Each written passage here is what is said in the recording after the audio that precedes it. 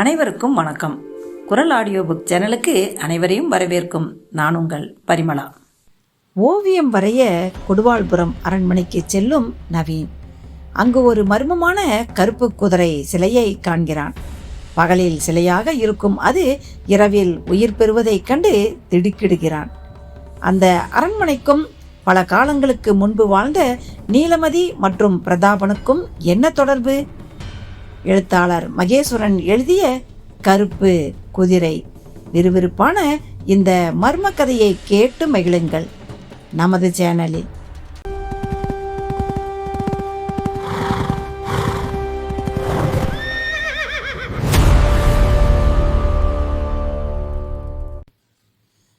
கருப்பு குதிரை. அத்தியாயம் 1. சாலையில் இருபுறமும் வரிசை வரிசையாய் இலுப்பை மரங்கள் அடிப்பகுதி பருத்து அடர்ந்த கிளைகளுடன் காட்சியளித்தன. கரடுமுரடான மண் சாலை முழுவதும் இலுப்பை பூக்கள் சிதறி கிடந்தன. வீசிய காற்றில் இலுப்பை பூ வாசனை சங்கமமாகி இருந்தது. காரை சீரான வேகத்தோடு செலுத்திக் கொண்டிருந்தான் நவீன். காரினுள் மறைக்கப்பட்டிருந்த ஸ்பீக்கரிலிருந்து ஜேசுதாஸின் இனிமையான குரல் வழிந்தது. ஆள் அரவமற்ற சாலை.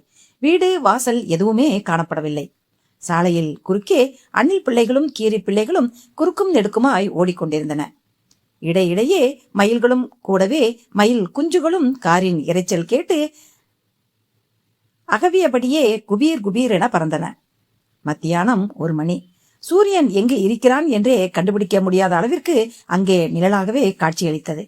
சாலையில் இரு பக்கமும் 100 அடி இடைவெளியில் உயரமான செங்கல் தூண்கள் காரை பெயர்ந்து காட்சியளித்தன. தூணின் உச்சியில் துருப்பிடித்த பச்சை கழும்பு படிந்த வெண்கல மணிகள் நாக்கு உடைந்த நிலையில் பரிதாபமாய் தொங்கிக் கொண்டிருந்தன. ராஜாக்கள் காலத்திலும் ஜமீன்தார்கள் காலத்திலும் முக்கியமான தகவல்களை தெரிவிக்க பயன்படுத்தப்பட்ட வெண்கல மணிகள் ஓயாமல் ஒலித்து ஒலித்து தற்காலத்தில் நிரந்தரமாய் ஓய்வு எடுத்துக் கொண்டிருந்தன. எந்த பிடிமானமும் இல்லாத செங்கல் தூண்கள் மேலே ஏறுகிற போது பாதியிலேயே உடைந்து விழுந்து விடாமல் உயிருக்கே ஆபத்தாய் முடிந்துவிடும் என்பதாலேயோ என்னவோ காலங்கள் கடந்தும் கூட அந்த வெண்கல மணிகள் களவாடப்படாமல் தொங்கிக் கொண்டிருந்தது ஆச்சரியத்தின் உச்சம் என்றுதான் சொல்ல வேண்டும். நவீன் காரின் வேகத்தை சற்றே குறைத்து இடது கையினால் டிரைவிங் சீட்டிற்கு பக்கமாய் கிடந்த தண்ணீர் பட்டலை எடுத்து மூடியை திறந்து கடகடவென தொண்டைக்குள் தண்ணீரை இறக்கினான். ஜில்லென்ற தண்ணீர் வயிற்றை நிறைத்தது. தண்ணீரை குடித்ததும் பாட்டிலின் மூடியை மூடி சீட்டிற்கு கீழே உருட்டி விட்டான். மறுபடியும் ஸ்டீரிங்கை பற்றி காரின் வேகத்தை கூட்டினான். கொடுவாள்புரம் அரண்மனை 10 கிலோமீட்டர் என்றொரு மைல்கல் கண்ணில் அகப்பட்டது. இன்னும் 10 கிலோமீட்டர் போகணுமா?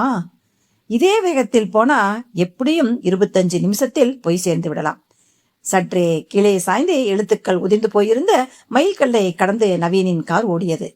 நவீன் 28 வயது இளைஞன். தொழிலதிபர் செங்குட்டுவனின் ஒரே மகன். கிரானைட் பிசினஸில் கொடிகட்டி பரப்பவர் செங்குட்டுவன்.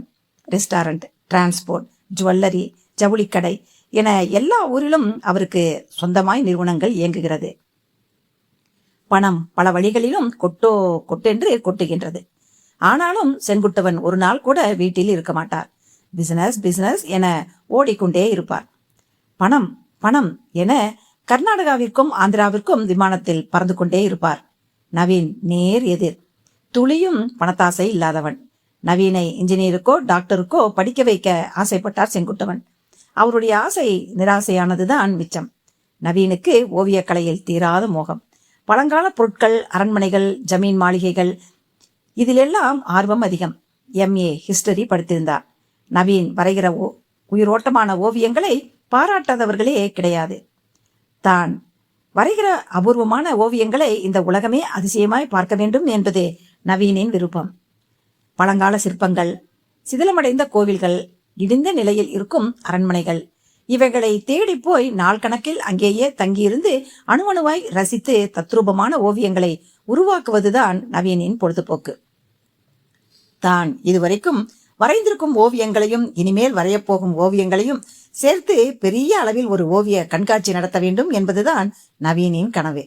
தோளுக்கு மேல் வளர்ந்த மகனை தோழனாய் பாவிக்க வேண்டும். இல்லாவிட்டால் நமக்குத்தான் அவமரியாதை. இதை நன்கு புரிந்து கொண்டிருந்தார் செங்குட்டுவன். தன் வழிக்கு நவீன் வரமாட்டான் என்பதை உணர்ந்ததன் காரணமாக அவன் வழியிலேயே விட்டுவிட்டார். என் புள்ள சாதிக்கணும், ஏதோ ஒரு துறையில் சாதிக்கணும். உனக்கு பிடிச்ச ஓவியத்துறையிலேயே எதையாவது சாதிச்சு காட்டு நவி, உற்சாகப்படுத்தினார். நிச்சயம் சாதிப்பேண்டாடி. செங்குட்டுவனின் உற்சாகம் நவீனை இன்னும் அதிக ஆர்வத்தோடு செயல்பட வைத்தது. அது மட்டுமல்லாமல் நவீன் காதலித்த பெண்ணையே கல்யாணம் பண்ணிக்கொள்ளவும் தலையாட்டி இருந்தார். எந்த எதிர்ப்பும் தெரிவிக்காமல் நிச்சயதார்த்தத்தை எளிமையாக நடத்தியிருந்தார். இன்னும் 2 மாதங்களில் நவீனுக்கு வெகு விமர்சனையாக கல்யாணம் நடத்தவும் திட்டமிட்டிருந்தார். பூரிப்பிலும் சந்தோஷத்திலும் நவீனுக்கு முகத்தில் கூடுதலான சதை போட்டிருந்தது. செங்குட்டவன் ஆந்திராவிற்கு போயிருந்தார். வருவதற்கு 10 நாட்கள் ஆகும். அம்மா மட்டும் தான் வீட்டில் இருந்தார். வெளியூரில் இருக்கும் நண்பன் வீட்டிற்கு போவதாக பொய் சொல்லிவிட்டு கிளம்பி வந்து விட்டான். கொடுவாள்புர அரண்மனைக்கு செல்வது ஓவியம் வரைவதற்காகத்தான். சோழர்கள், பாண்டியர்கள் என மாறி மாறி கொடுவாள்புர அரண்மனையை தங்கள் கட்டுப்பாட்டில் வைத்திருக்கிறார்கள். கடைசியில் ஜமீன்தார்களும் கொடுவாள்புர அரண்மனையில் வாழ்ந்திருக்கிறார்கள். இன்று இடிபாடுகளுடன் காணப்படும் கொடுவாள்புர அரண்மனைக்கு நீண்ட நெடிய சரித்திரம் உண்டு. கொடுவாள்புர அரண்மனையில் இருக்கிற நுணுக்கமான கல் சிற்பங்கள் கவனிப்பாரின்றி சிதைந்து கொண்டிருப்பதை பற்றி ஆங்கில பத்திரிகை ஒன்றில் தொல்பொருள் துறையை சேர்ந்த ஆராய்ச்சியாளர் வண்ண புகைப்படங்களுடன் கட்டுரை எழுதியிருந்தார். அதை படித்தது முதல் நவீனுக்கு ஒரே ஆர்வமாக இருந்தது. கொடுவாள்புர அரண்மனைக்கு சென்று அங்கேயே தங்கி பழமை மாறாமல் தத்ரூபமான ஓவியங்களை வரைந்து வரவேண்டும் என துடிதுடித்தான். தன் காதலியும் வருங்கால மனைவியுமான இனியாவிடம் கூட ஒரு வார்த்தை சொல்லவில்லை. இதோ கொடுவாள்புர அரண்மனையை நெருங்கிக் கொண்டிருந்தான். சட்டை பையில் இருந்த செல்போன் சினுங்கியது. காலர் டியூனரை வைத்தே அழைப்பது இனியாதான் என கண்டுகொண்டான். காரை சாலையோரமாய் ஓரங்கட்டி நிறுத்தினான். கதவை திறந்து கொண்டு கீழே இறங்கி செல்போனை வெளியே எடுத்தான். பச்சை பொத்தானை அழுத்தி காதில் வைத்தான். சொல்லு இனியா. இப்ப எங்க இருக்கீங்க நவி? தவிப்பாய் ஒலித்தது இனியாவின் குரல். எதுக்கு கேட்குற? நான் இப்ப வெளியூர்ல இருக்கேன். என்ன விஷயம்னு சொல்லு இனியா. காலையில எந்திரிச்சதுலேருந்து உங்களோட பேசுறதுக்காக ட்ரை பண்ணிக்கிட்டு இருக்கேன். லைனே கிடைக்கல. நீங்கள் அழைக்கும் நபர் தொடர்புக்கு உட்பட்ட எல்லையில் இல்லைன்னு கம்ப்யூட்டர் வாய்ஸ் சொல்லுது. என்னாச்சு? போன்ல ஏதாவது ப்ராப்ளமா? இல்ல சுவிட்ச் ஆஃப் பண்ணி வச்சுக்கீங்களா? இனியா படபடத்தாள். சுவிட்ச் ஆஃப் பண்ணி வச்சிருந்தா இப்ப உன்னால என் கூட பேசிட்டு இருக்க முடியுமா? நீ பேசின நேரம் நான் தவறு இல்லாத இடத்துல இருந்திருப்பேன். அதுதான் இப்ப லைன் கிடைச்சிருச்சே. என்ன பேசணுமோ பேசு. நான் உங்களை உடனே பார்க்கணும். சாரி இனியா, ஒரு 2-3 நாள் பொறுத்துக்கோ. இப்போதைக்கு என்னை டிஸ்டர்ப் பண்ணாத. ஏன்? வெளியூர்ல இருக்கிறதா சொல்றேன்ல. வெளியூருன்னா ஊரோட பேரை சொல்லுங்க. மேற்கு தொடர்ச்சி மலையோரமா ஒரு காட்டுப்பகுதியில இருக்கேன். அங்க எதுக்கு போனீங்க? கொடுவாள்புரம் அரண்மனையை நேர்ல பார்த்து பழமை மாறாம தத்ரூபமான ஓவியங்கள் வரையறதுக்காக. மண்ணாங்கட்டி, வேற வேலையே இல்லையா? வீட்டுல இருந்து எப்ப கிளம்புனீங்க? என்கிட்ட ஒரு வார்த்தை கூட சொல்லலையே. அம்மாவுக்கு தெரியாது, ஃப்ரெண்டு ஊருக்கு போறதா பொய் சொல்லி இருக்கேன். நீயும் போட்டு கொடுத்துடாத இனியா. நான் நடத்த போற ஓவிய கண்காட்சியை அலங்கரிக்க போறதே கொடுவாள்புர அரண்மனையை பத்தின ஓவியங்கள் தான். அங்கே போய் 2 நாளாச்சும் முழுசா தங்கினாதான் தேவையான ஓவியங்களை வரைய முடியும். கல்யாணம் பண்ணிக்கணும், குடும்பம் நடத்தணும், குழந்தை பெத்துக்கணுங்கிற ஆசையெல்லாம் உங்களுக்கு கிடையவே கிடையாதா? யார் சொன்னா? ஆசை நிறைய இருக்கு. முதல்ல ஓவிய கண்காட்சி, அப்புறம்தான் கல்யாணம், குடும்பம், குழந்தை இதெல்லாம். நீ கவலையே படாத. வரிசையா ட்வின்ஸா பெத்துக்கலாம். சிரித்தபடியே பேசினான். இதுக்கு ஒன்னும் குறைச்சல் இல்ல. ஓகே இனியா, அப்புறம் பேசவா? இருங்க, என்ன அவசரம்? நான் சொல்ல வந்த விஷயத்தையே மறந்துட்டேன். சொல்லு. ராத்திரி ஒரு கனவு கண்ட. என்ன கனவு? நீயும் நானும் கட்டி புரள்றாப்ல. பின்ன உங்களை ஒரு குதிரை, அதாவது முழுக்க முழுக்க கருப்பு குதிரை துரத்துது. சுத்திலும் மரக்கூட்டம். நீங்க தலை தெறிக்க ஓடுறீங்க. கடைசியில ஒரு அதல பள்ளத்துல போய் விழுந்துடுறீங்க. அலறி துடிச்சு எழுந்துட்டேன். நினைக்கவே பயமா இருக்குங்க. இனியாவின் குரல் பயமாய் ஒலித்தது. தா பாரு, கனவுங்கிறது தம் உள் மனசோட வெளிப்பாடு. நீ எப்பவும் என்னையே நினைச்சிட்டு இருக்கியா? அதுதான் உன்னோட கனவுல நான் வந்திருக்கேன். கருப்பு குதிரை ஒன்னு துரத்துனதா சொல்றியே, அப்ப என் உடம்புல ட்ரெஸ் இருந்துச்சா இல்லையா? அதை சொல்லி இனியா. பேச்ச வேறு விதமா மாற்ற முயன்றான் நவீன். நான் சீரியஸா பேசிட்டு இருக்கேன், ஆனா நீங்க விவசாய இல்லாத கேள்வியை கேக்குறீங்களே. இதுல சீரியஸா பேச எதுவுமே இல்லையே. இருக்கு நவீன். சின்ன வயசுலேருந்தே என்கிட்ட ஒரு பழக்கம். எனக்கு கனவே வராது. எப்பவாச்சும் கனவு கண்டா அது உடனே பளிச்சிடுது.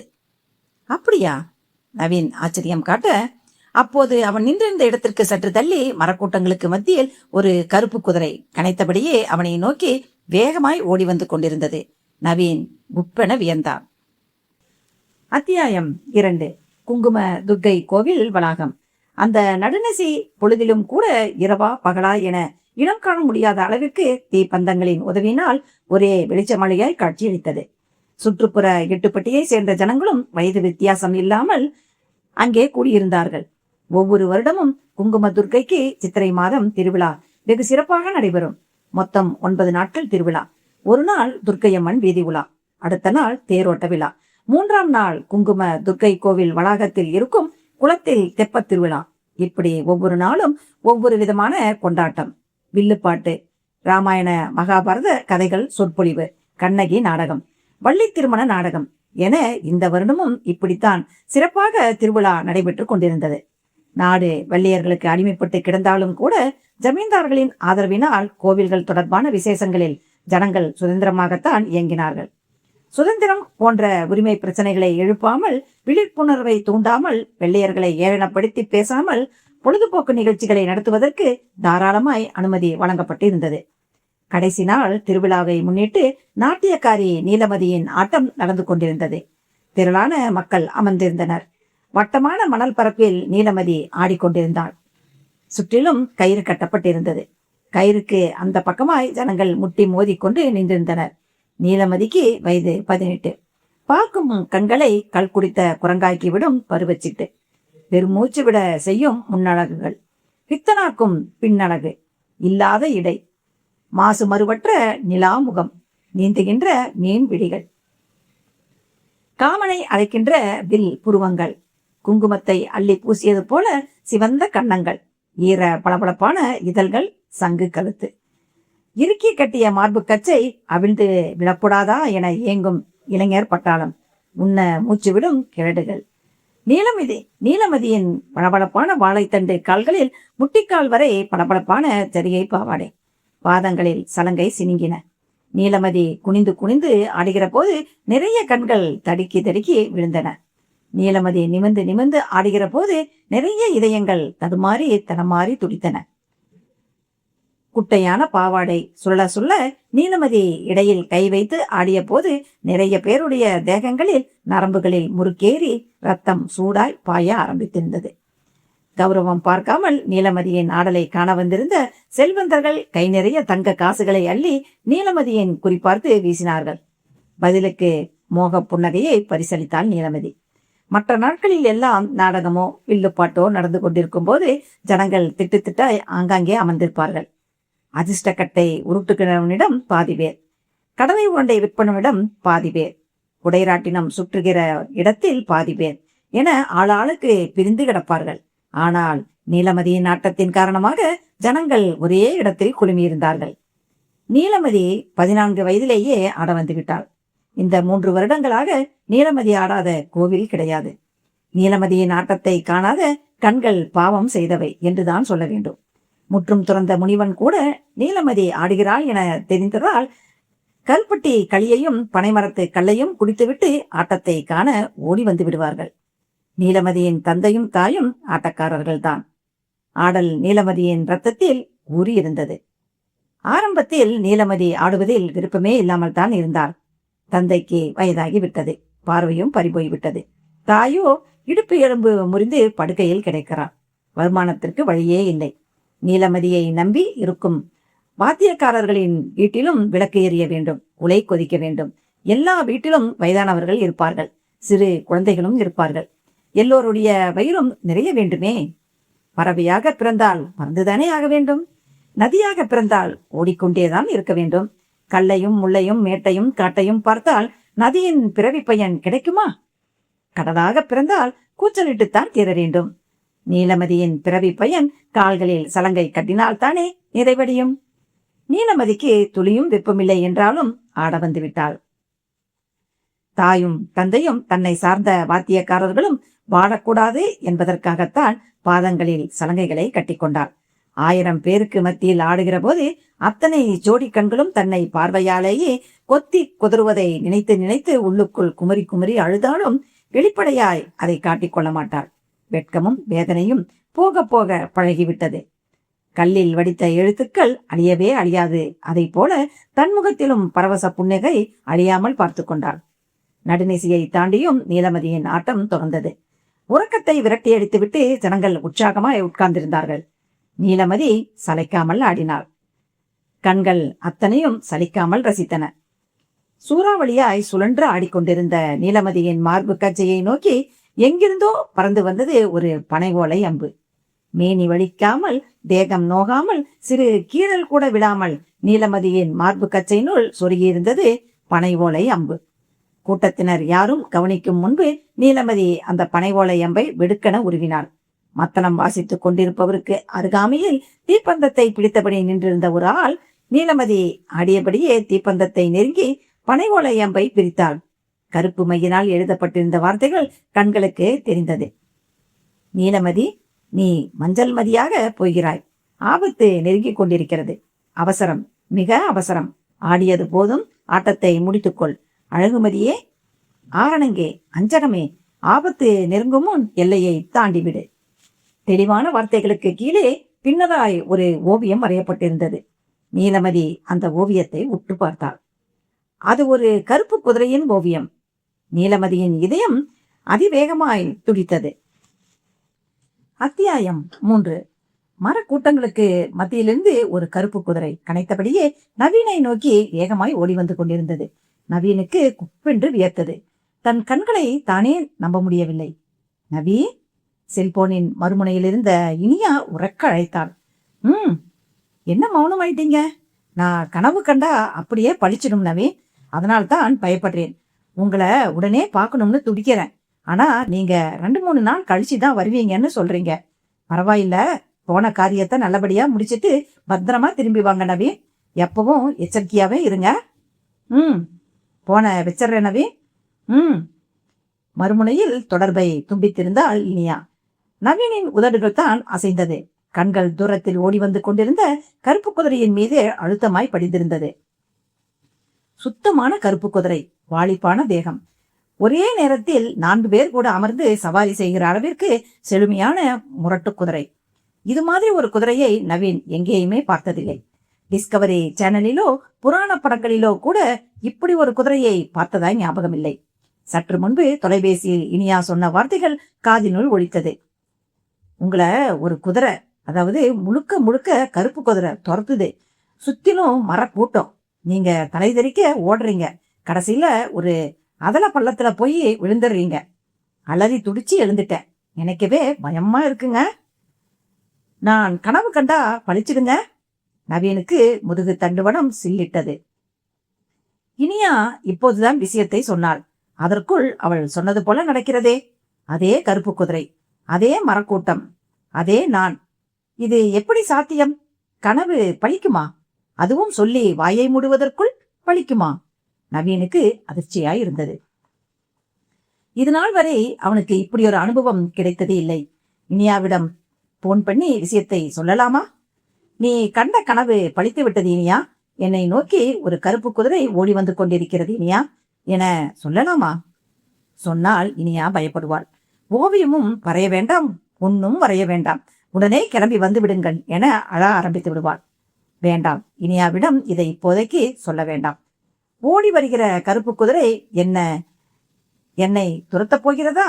நான் இனியா கனவு கண்டபடி அதல பாதாளத்தில் போய் விழப்போகிறேனா? இதையெல்லாம் சோதித்து பார்க்க இதுவல்ல நேரம். குதிரை நெருங்கி வருவதற்குள் முதலில் இங்கிருந்து போய்விடலாம். அதுதான் நல்லது. உள்மனம் எச்சரித்தது. நிமிர்ந்து பார்த்தான். கருப்பு குதிரை அவனை நெருங்கி இருந்தது. இருவருக்கும் இடையில் 50 அடி இடைவெளிதான் இருந்தது. பொதுவாய் பிற மிருகங்கள் துரத்தி கேள்விப்பட்டிருக்கிறான். யானை மிதித்து செத்தவர்களை பற்றியும், சிறுத்தை புலி தாக்கி செத்தவர்களை பற்றியும் செய்தித்தாள்களில் அடிக்கடி படித்திருக்கிறான். ஆனால் குதிரை துரத்தியதாய் கேள்விப்பட்டதில்லை. குதிரை அசரத்தனமாய் பாயும், மின்னல் வேகத்தில் ஓடும். களைப்படையாமல் வெகு தொலைவு ஓடுகிற சக்தி மிக்க விலங்கு. மற்றபடி குதிரை மனிதனை துரத்துமா? வெறியோடு துரத்தி அதல பள்ளத்தில் தள்ளுமா? இதெல்லாம் அவனுக்கு தெரியாது. அந்த கருப்பு குதிரை ஓடி வருகிற வேகத்தை பார்த்தால் பொல்லா குதிரையாய் தோன்றியது. எதையும் செய்கிற பேய் குதிரையாய் வீதியை கிளப்பியது. நவீன் அவசரமாய் காரினுள் பரவினான். அந்த கருப்பு குதிரை கார் நிறுத்தப்பட்டிருந்த இடத்தை நெருங்குவதற்குள் காரை வேகமாய் கிளப்பினான். வியர்வையில் சட்டையெல்லாம் நனைந்து போய்விட்டது. ஓடி வந்த குதிரை பாதையை தொட்டிருந்தது. காரின் வலது பக்க கண்ணாடியில் அச்சத்தோடு பார்த்தான். பாதையின் மையத்தில் நின்றிருந்தது கருப்பு குதிரை. முன்னங்கால்களை உயர்த்தி கோபமாய் கனைத்தது. பிறகு தான் வந்த வழியே மரக்கூட்டங்களுக்கு இடையே ஓடத் தொடங்கியது. சற்று நிம்மதி பெருமூச்சு விட்டான் நவீன். இனியா கண்ட கனவு பழித்து விட்டதே, அதுவும் இவ்வளவு சீக்கிரத்தில். இது எப்படி சாத்தியம்? இது யதார்த்தமாக நடந்திருக்குமா, அல்லது இனியா கண்ட கனவோடு ஏதேனும் சம்பந்தம் இருக்குமா? ஒரே குழப்பமாக இருந்தது. காரின் வேகத்தை கூட்டினான். கொடுவாள்புரம் அரண்மனை 7 கிலோமீட்டர். சாலையோரம் புதைக்கப்பட்டிருந்த மைல்கள் வழிகாட்டியது. பசி போன இடம் தெரியவில்லை. கொடுவாள்புரம் அரண்மனைக்கு போய் 2 நாட்களோ 3 நாட்களோ தங்கியிருந்து எவ்வளவு சீக்கிரம் முடியுமோ அவ்வளவு சீக்கிரமாய் தேவையான ஓவியங்களை வரைந்து கொண்டு கிளம்பிவிட வேண்டும். இனி இந்த மாதிரி பகுதிகளுக்கு தனியே வரக்கூடாது. கல்யாணம் முடிந்து விட்டால் இனியாவையும் கூட்டி வந்து விடலாம். காரின் வேகம் கூடிக்கொண்டே போனது. கொடுவாள்புர அரண்மனை 3 கிலோமீட்டர் என்ற மைல்கல்லிற்கு அருகாமையிலேயே இன்னொரு அறிவிப்பு பலகை உதிர்ந்து போன எழுத்துக்களோடு துருப்பிடித்த இரும்பு தாங்கிகளில் பொருத்தப்பட்டிருந்தது. காரின் வேகம் குறைத்து வாசகங்களை வாசித்தான். கொடுவாள்புரம் அரண்மனைக்கு செல்லும் வழி என்று எழுதப்பட்டிருந்தது. பக்கமாய் கிளைப்பாதை ஒன்று பிரித்தது. ஓடிக்கொண்டிருந்த பாதையை விட்டு விலகி காரை அந்த பாதையில் செலுத்த தொடங்கினான். சிதிலமடைந்த ஐயனார் கோவிலும் ஏராளமான மண் குதிரைகளும் அமைந்திருந்தது. கோவிலில் முன் மண்டபம் இடிந்து போயிருந்தது. இடிபாடுகளுக்கு இடையே எருக்கஞ்செடிகளும் கள்ளி புதர்களும் மண்டி கிடந்தன. 7 அடி இருக்கும் வாலிப்பான கருணாகம் ஒன்று சர்வ சாதாரணமாய் ஐயனார் கோவில் மண்டபத்தை நோக்கி ஊர்ந்து போய்கொண்டிருந்தது. காரின் பக்கவாட்டு கண்ணாடிகளை சரசரவென கீழே இறக்கினான். சுற்றும் முற்றும் வேடிக்கை பார்த்தபடி காரை செலுத்தினான். மனித நடமாட்டமே இல்லை.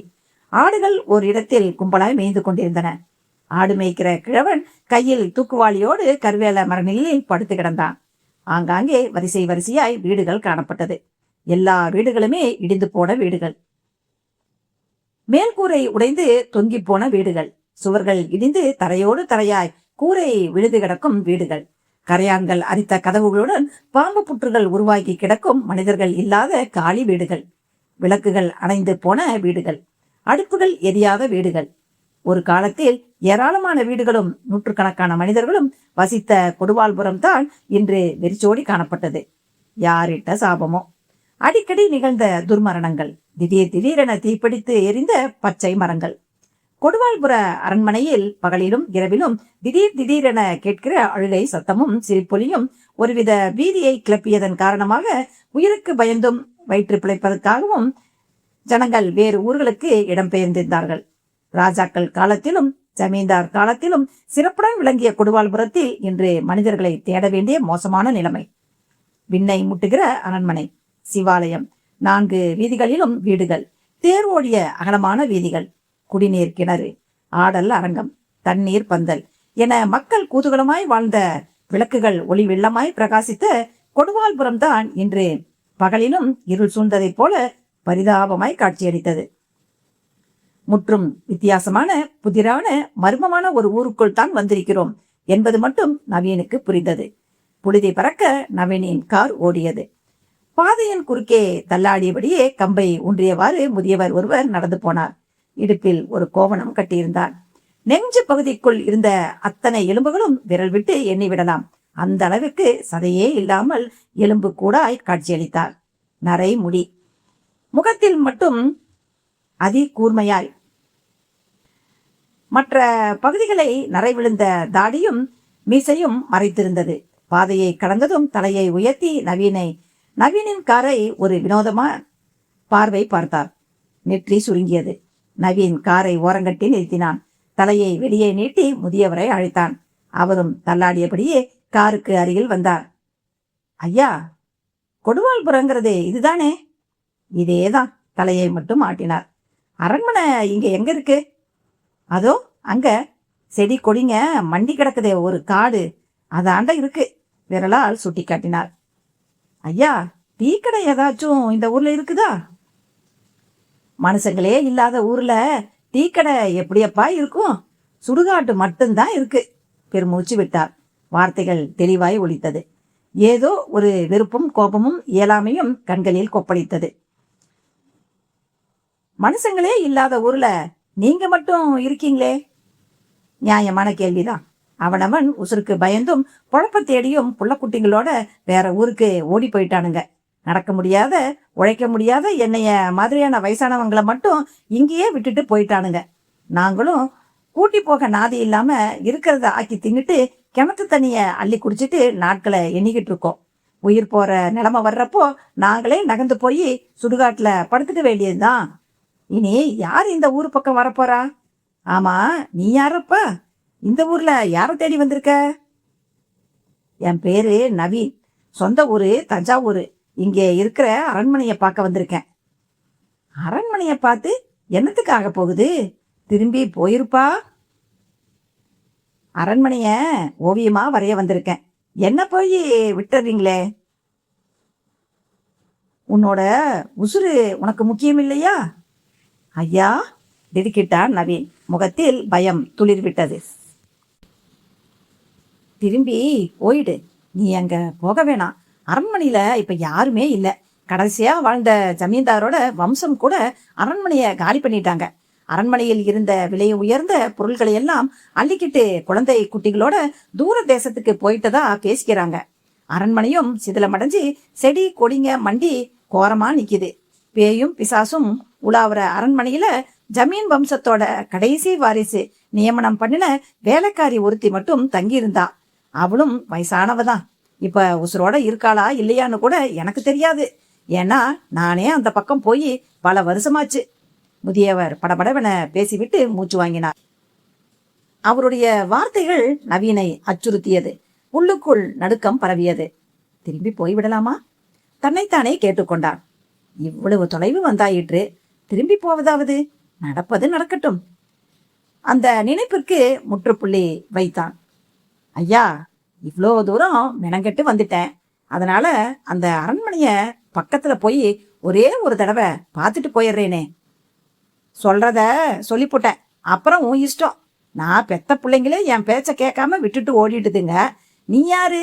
பெத்த பிள்ளையோ? என் பேச்ச கேட்பியா? போ, தாராளமா போ. வாழ வேண்டிய வயசுல சாகணுங்கிறது உன் விதி போல.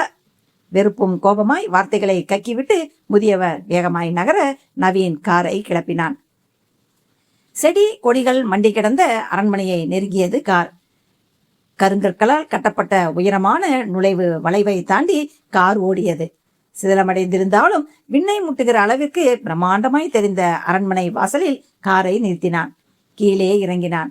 இறங்கியதுமே திக்கென அதிர்ந்தான். காரணம், அரண்மனைக்கு இடது பக்கமாய் செடி கொடிகள் மண்டி கிடக்க நடுவில் நின்றிருந்தது அந்த குதிரை.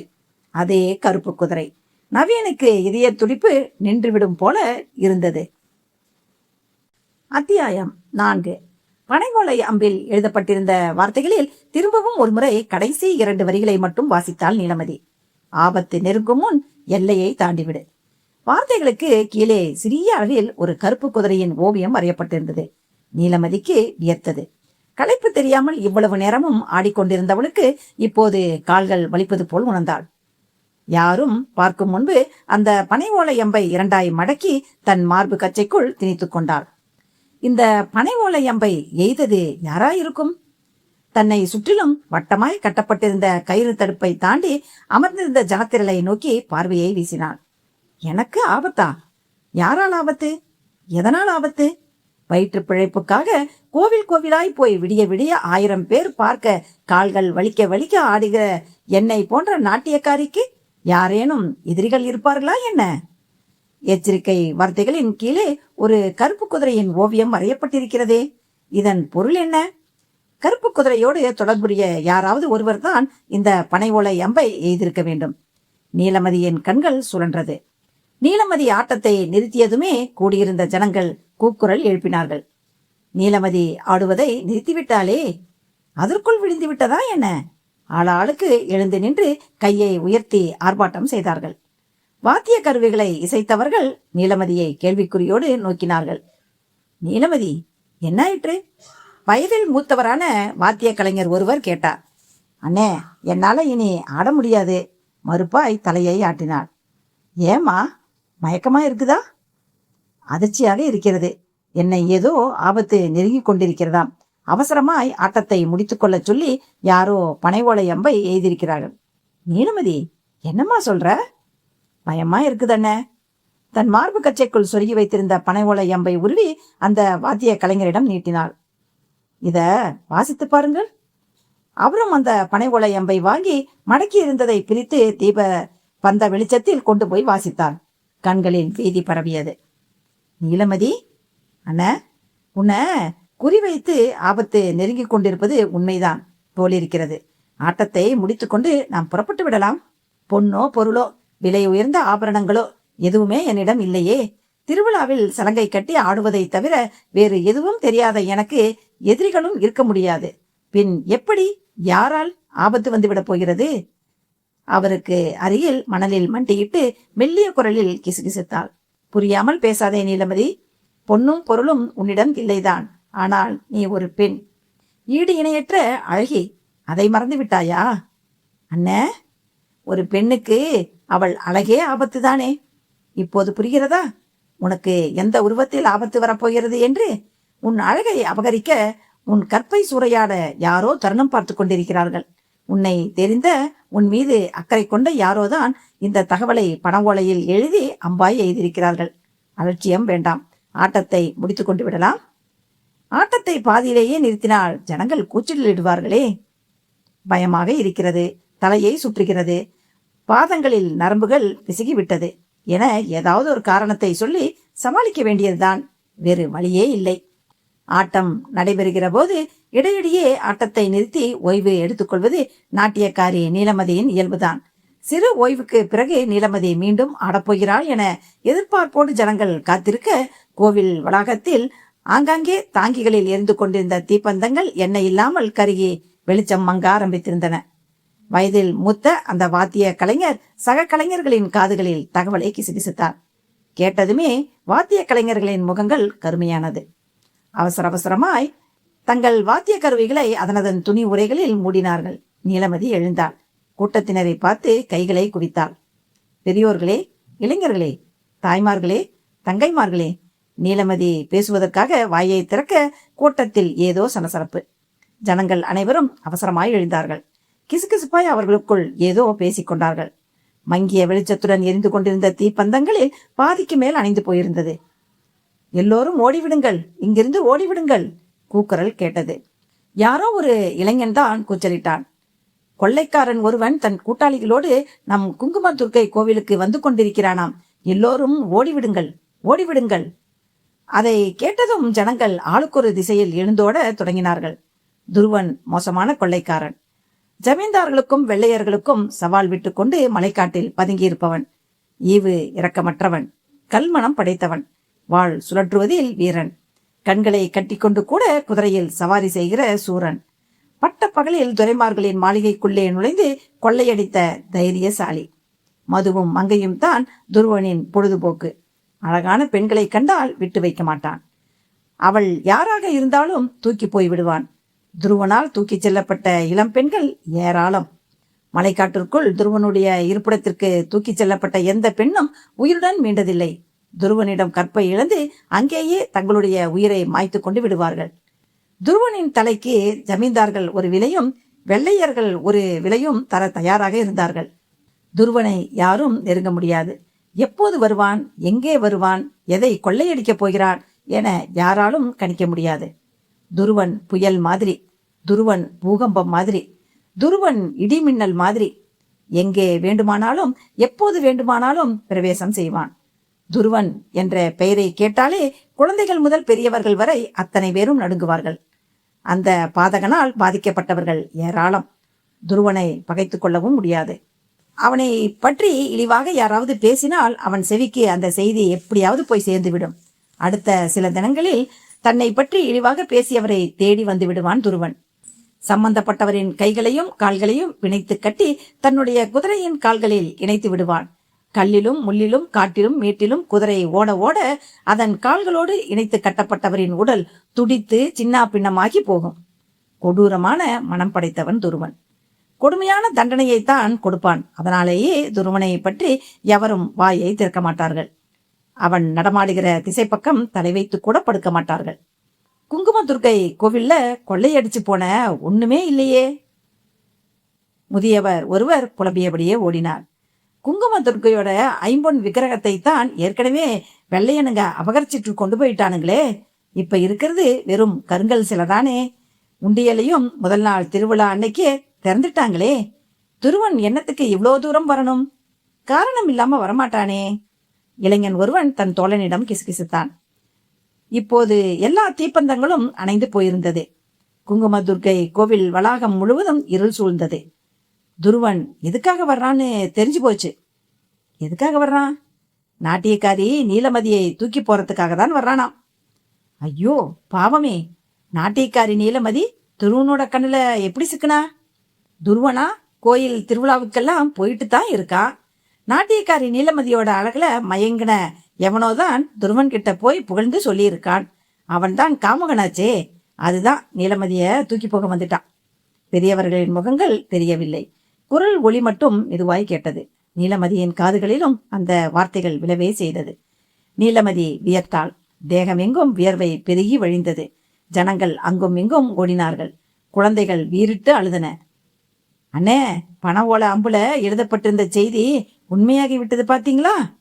வயதில் மூத்த வாத்திய கலைஞரின் தோளில் சாய்ந்து விம்மினாள் நீலமதி. அழாத நீலமதி, நாம எப்படியாவது அந்த காமுகனின் கண்களிலிருந்து தப்பியே ஆக வேண்டும். தப்பிக்க முடியுமான? முடியும், முயற்சி செஞ்சா முடியும். எங்களுடைய உயிரே போனாலும் பரவாயில்ல, உன்னை காப்பாத்தியே தீருவோம். நீலமதியோடு வந்திருந்த வாத்திய கலைஞர்கள் அனைவரும் ஒரே குரலில் உணர்ச்சி ததும்ப கூவினார்கள். நீலமதி, சீக்கிரம் கிளம்பு, நாமும் இங்கிருந்து போய்விடலாம். நீலமதியை அவசரப்படுத்தினார்கள். நீலமதி வாத்திய கலைஞர்களோடு நடந்தாள். குங்குமதுர்க்கை கோவிலுக்கு பின்புறமாய் ஒரு பெரிய இலுப்பை மரம் பூத்து குலுங்கி கொண்டிருந்தது. இலுப்பை மரத்திற்கு கீழே நிறுத்தப்பட்டிருந்தது அவர்களது கூண்டு வண்டி. நீலமதியும் வாத்திய கலைஞர்களும் கூண்டு வண்டிக்குள் ஏறி அமர்ந்தார்கள். சங்கையா, உன்னால எவ்வளவு விரைவாய் முடியுமோ அவ்வளவு விரைவாய் குறுக்கு பாதையில வண்டியை செலுத்து. வண்டிக்காரனுக்கு கட்டளையிட்டார்கள். வண்டி ஓட்டி ஏறி அமர்ந்தான். தார்குச்சியை மாடுகளின் பின்புறத்தில் வேகமாய் சொருகி இழுத்தான். சலங்கை கட்டிய மாடுகள் தங்கள் கால்களுக்கு வேகம் கொடுத்தன. ஜல் ஜல் ஜல். கூண்டு வண்டி குறுக்கு பாதையில் ஓடத் தொடங்கியது. அதே சமயம் குதிரைகளின் குளம்பொலியும் வெகு அருகாமையில் துல்லியமாய் கேட்டது. அத்தியாயம் 5. நவீனுக்கு இதய துடிப்பே நின்றுவிடும் போல் இருந்தது. அரண்மனைக்கு இடது பக்கமாய் செடி கொடிகள் மண்டி கிடக்க நடுவில் நின்றிருந்தது அந்த குதிரை. அதே கருப்பு குதிரை, இனியாவின் கனவில் வந்த குதிரை. வருகிற வழியில் தன்னை துரத்துவதற்காக அதிவேகமாய் ஓடி வந்த குதிரை. முரட்டு குதிரை, பொல்லாத குதிரை. கனவிலும் வருகிறது, நேரிலும் வருகிறது. போகும் இடமெல்லாம் எதிரில் வந்து நிற்கிறது. சரியான பேய் குதிரை. குதிரையின் பின்புறம் தான் தெரிந்தது. நீளமான ரோமங்கள், அடர்த்தியான வால் ஆடாமல் அசையாமல் தொங்கியது. குதிரையின் முகம் அந்த பக்கமாக இருந்தது. குதிரை திரும்பவில்லை. குதிரை திரும்பினால் தன்னை பார்த்து விடுமோ, துரத்த ஆரம்பித்து விடுமோ என அச்சமாக இருந்தது. ஓடிவிடலாமா? பேசாமல் வந்த வழியே காரில் ஏறி ஓடிவிடலாமா? ஓமியமும் வேண்டாம், ஒன்றும் வேண்டாம். ஊரை பார்க்க போய்விடலாமா? நவீனின் உள்ளத்தில் அலையலையாய் யோசனை எழுந்தது. அரண்மனையை சுற்றிலும் நிறைய மாமரங்கள் காய்த்து குலுங்கின. பறவைகள் இலவசமாய் இன்னிசை கச்சேரி நடத்தி கொண்டிருக்க அணில்கள் சடுகுடு விளையாடின. சிதிலமடைந்திருந்தாலும் கூட அரண்மனை கம்பீரமாகத்தான் காட்சியளித்தது. அரண்மனையின் 2வது தளத்திலிருந்து செடி கொடிகள் மண்டி செழிப்பாய் கிளைகளை நாலாபுரமும் நீட்டிக் கொண்டிருந்தன. நவீனால் மேற்கொண்டு ஒரு அடி கூட எடுத்து வைக்க முடியவில்லை. திகைத்து வெலவெலுத்து போய் அந்த கருப்பு குதிரையே வெறித்தவன் கண்களில் இப்போதுதான் ஒரு விஷயம் புலப்பட்டது. குதிரை திரும்பவே இல்லையே. வாளையோ பின்னங்கால்களையோ லேசாய் அசைக்கவும் இல்லையே. உயிருள்ள குதிரையா இல்லை மாய குதிரையா? இமைக்காமல் பார்த்தான். கருப்பு திரைக்கு பக்கவாட்டில் ஒரு கல் விளக்கில் எண்ணெய் ஊற்றி திரி போட்டு தீபம் ஏற்றி வைக்கப்பட்டிருந்தது. அசையாமல் நேர்கோடாய் எரிந்து கொண்டிருந்தது விளக்கு. குதிரைக்கு அருகில் விளக்கு எரிகிறதே, என்னவா இருக்கும்? யோசனையாய் அடிமீது அடி வைத்து குதிரையை நெருங்கினான். குதிரைக்கும் அவனுக்கும் 10 அடி இடைவெளிதான் இருந்தது. இப்போதும் குதிரை அசையவில்லை. சற்றே தைரியம் வந்தவனாய் அருகில் நெருங்கினான். குதிரையின் கழுத்தில் பெரிய மாலை ஒன்று தொங்கியது. எப்போதோ போடப்பட்ட பூமாலை என்பதால் காய்ந்து சருகாய் காட்சியளித்தது. குதிரையும் உயிர்குதிரை கிடையாது, கல் குதிரை. கருப்பு வண்ண கருங்கல்லில் செதுக்கப்பட்ட குதிரை. அச்சு அசலாய் உயிருள்ள குதிரையைப் போலவே வடிவமைக்கப்பட்டிருந்தது. அருகில் நெருங்கி சென்று பார்த்தால் ஒழிய யாராக இருந்தாலும் ஏமாந்துதான் போவார்கள். அந்த அளவிற்கு தத்ரூபமாய் குதிரையின் முகமும் வாய்ப்பகுதியும் கண்களும் கூட வடிவமைக்கப்பட்டு இருந்தது. தெய்வத்தன்மையும் ரசனையும் அசாத்திய திறமையும் கொண்ட சிற்பிகளால் மட்டுமே இது போல உயிரோட்டமான சிற்பங்களை உருவாக்க முடியும் என நவீன் தனக்குள் நினைத்து கொண்டான். அரண்மனைக்கு எதிரே எதற்காக இப்படி ஒரு கருப்பு குதிரை கல்லில் வடித்து நிற்க விட்டிருக்கிறார்கள்? அரண்மனைக்கும் இந்த கருப்பு குதிரைக்கும் ஏதேனும் தொடர்பிருக்குமோ? குதிரை உயிர்குதிரை கிடையாது என்பதை அறிந்ததும் தான் நவீனுக்கு போன உயிர் திரும்பி வந்திருந்தது. இதய துடிப்பும் சீராகியது. நிம்மதி பெருமூச்சு விட்டவனாய் அந்த கருப்பு குதிரையையே சுற்றி சுற்றி வந்தான். கருப்பு குதிரையை தொட்டு பார்த்தான், தடவி பார்த்தான். பிரமிப்பாய் இருந்தது. புதிதாக வருபவர்கள் அந்த கருப்பு குதிரையை இரவு நேரத்தில் இங்கே பார்த்தால் பயந்துதான் போவார்கள். சற்று முன்பு பகல் பொழுதிலேயே என்னை பயமுறுத்திய குதிரையாயிற்றே. அரண்மனையை பின்னணியாக வைத்து முதலில் இந்த கருப்பு குதிரையை ஓவியமாக வரைந்து விடலாம். ஊருக்கு போனதும் ஓவியத்தை இனியாவிடம் காட்டலாம். நீ கனவில் கண்ட அதே கருப்பு குதிரையை பார் என ஆச்சரியப்படுத்தலாம். வேகமாய் காருக்கு வந்தான். காரின் டிக்கியை திறந்தான். கேஸ் சிலிண்டர், அடுப்பு, சமைப்பதற்கு தேவையான பாத்திரங்கள், சாமான்கள், தண்ணீர் கேன்கள் எல்லாமே உள்ளே இருந்தது. ஓவியம் வரைவதற்கு பயன்படும் மரத்தாங்கியை தனித்தனியே கழற்றி அடுக்கி வைத்திருந்தான். அதை பொருத்துவதற்குரிய ஸ்க்ரூகள், போல்ட்டுகள், நட்டுகள் எல்லாமே இன்னொரு பிளாஸ்டிக் பையில் இருந்தது.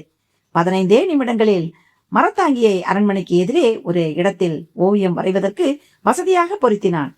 சுருட்டி வைத்திருந்த வெள்ளை வண்ண சாட்டு துணியை ஓவியம் வரைகிற அளவிற்கு வெட்டி மரத்தாங்கியில் இறுக்கமாக இணைத்து ஓரங்களை சுற்றி கிளிப்புகளை சொருவினான். பெயிண்ட் டப்பாக்களையும் தூரிகைகளையும் கையில் எடுத்தான். கருப்பு வண்ண பெயிண்டை தூரிகையினால் குழைந்து வெள்ளை துணியில் மெலிதாய் அவுட்லைன் வரையத் தொடங்கினான். அப்போது நவீனை குறிவைத்து சர் காற்றை கிழித்து கொண்டு எங்கிருந்தோ பறந்து வந்தது ஒரு கத்தி. அத்தியாயம் 7. கொடுவாள்புரம் அரண்மனை. நவீனை குறிவைத்து சர் என்று காற்றை கிழித்து கொண்டு எங்கிருந்தோ பறந்து வந்தது ஒரு கத்தி. நல்ல கூர்மையான கத்தி, பளபளப்பான கத்தி. தூரிகையினால் பெயிண்டை குடைப்பதற்காக நவீன் சட்டென குடிந்து விட்டான். இல்லாவிட்டால் சீறி பறந்து வந்த அந்த கத்தி அவனுடைய குரல் வழியில் சொருகி இருக்கும். கத்தி குரல் வழியில் பாய்ந்திருந்தால் கழுத்து நரம்பு அறுபட்டு அந்த கணமே நவீனின் உயிர் பறிபோயிருக்கும். நல்ல வேலை, தப்பிவிட்டான். சீறி பறந்து வந்த கத்தி நவீனின் தோலை உரசியபடியே பாய்ந்து அரண்மனையின் வெளிப்புறமாய் நின்றிருந்த பருமனான கல்தூணின் மீது பட்டு தெரித்தது. நவீன் திடுக்கிட்டு திரும்பினான். இந்த கத்தியை என் மீது வீசியது யார்? என்னை கொள்கிற அளவிற்கு அப்படி என்ன பகை? நவீனின் முதுகிற்கு பின்னால் சற்று தள்ளி அவனை கோபமாய் முறைத்தபடி நின்றிருந்தால் ஒரு கிழவி. 70 வயதிற்கும். சுருக்கம் விழுந்த தேகம், இடுங்கிய கண்கள், நரை விழுந்த கேசத்தை அள்ளி முடித்திருந்தாள்.